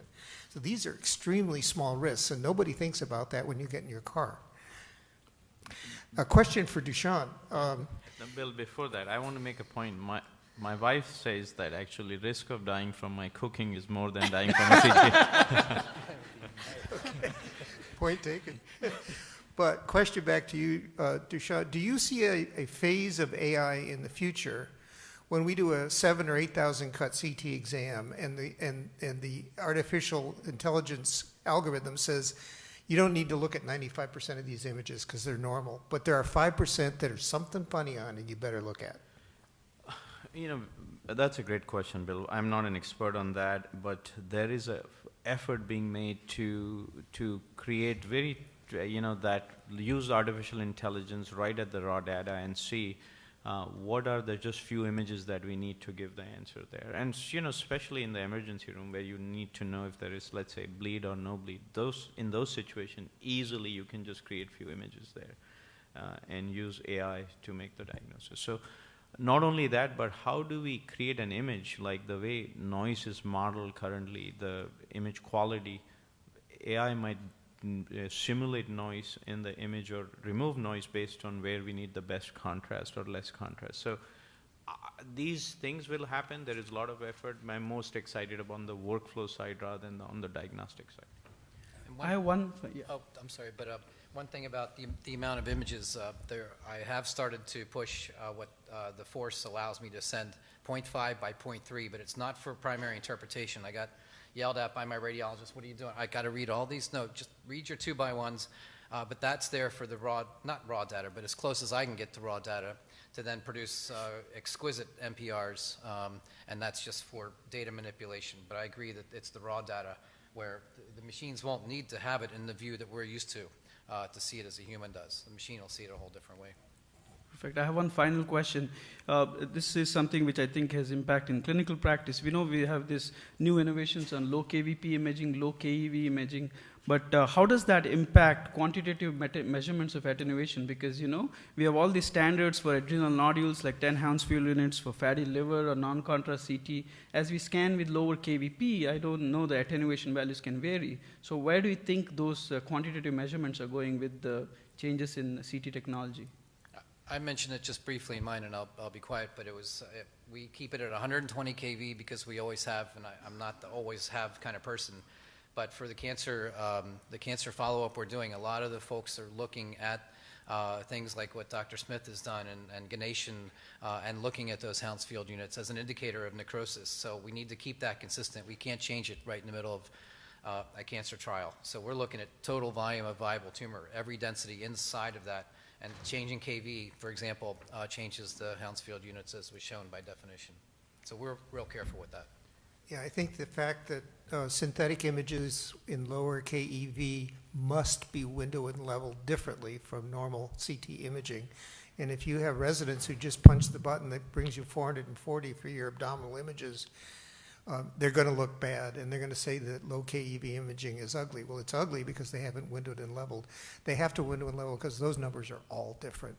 And so we can't just take the old numbers and put them into the new context. On the other hand, dual energy is giving us a lot more new information that can be actually more valuable than the mere HU numbers that we used previously.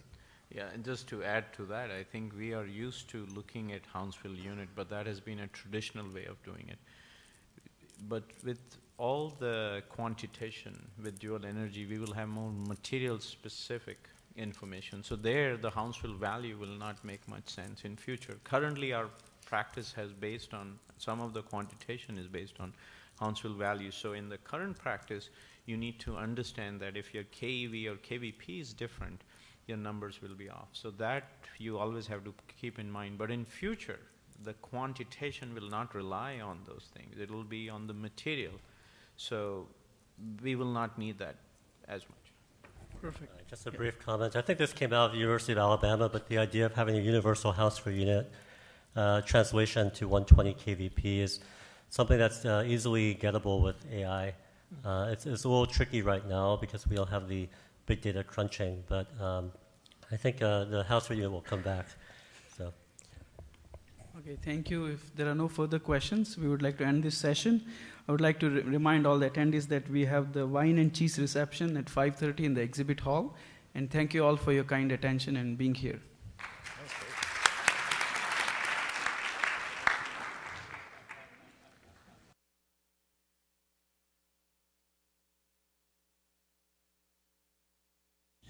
For over 20 years, Meetings by Mail has provided the gold standard in enduring materials CME. With courses specializing in body imaging, breast imaging, vascular ultrasound, nuclear medicine, and echocardiography, our activities can meet your entire self-assessment CME requirement for maintenance of certification. We collaborate with renowned institutions such as the SCBT-MR, Duke Radiology, Penn Radiology, Cleveland Clinic, and many more in order to create high-quality content for the home viewer. Products are available in DVD-ROM format and streaming online. 400 fully accredited hours of CME are available for your review. Presentation topics are searchable by session, faculty presenter, and keyword search. All video has optimal image clarity with audio cued to every slide. Bookmarking ability allows you to leave the activity and resume seamlessly regardless of device. We have incorporated all CME applications so you can get your certificate immediately after completing an activity. So if you can't make the meeting, bring it to you. Meetings-by-mail.com. Try Meetings by Mail and make sure you're never too busy to learn.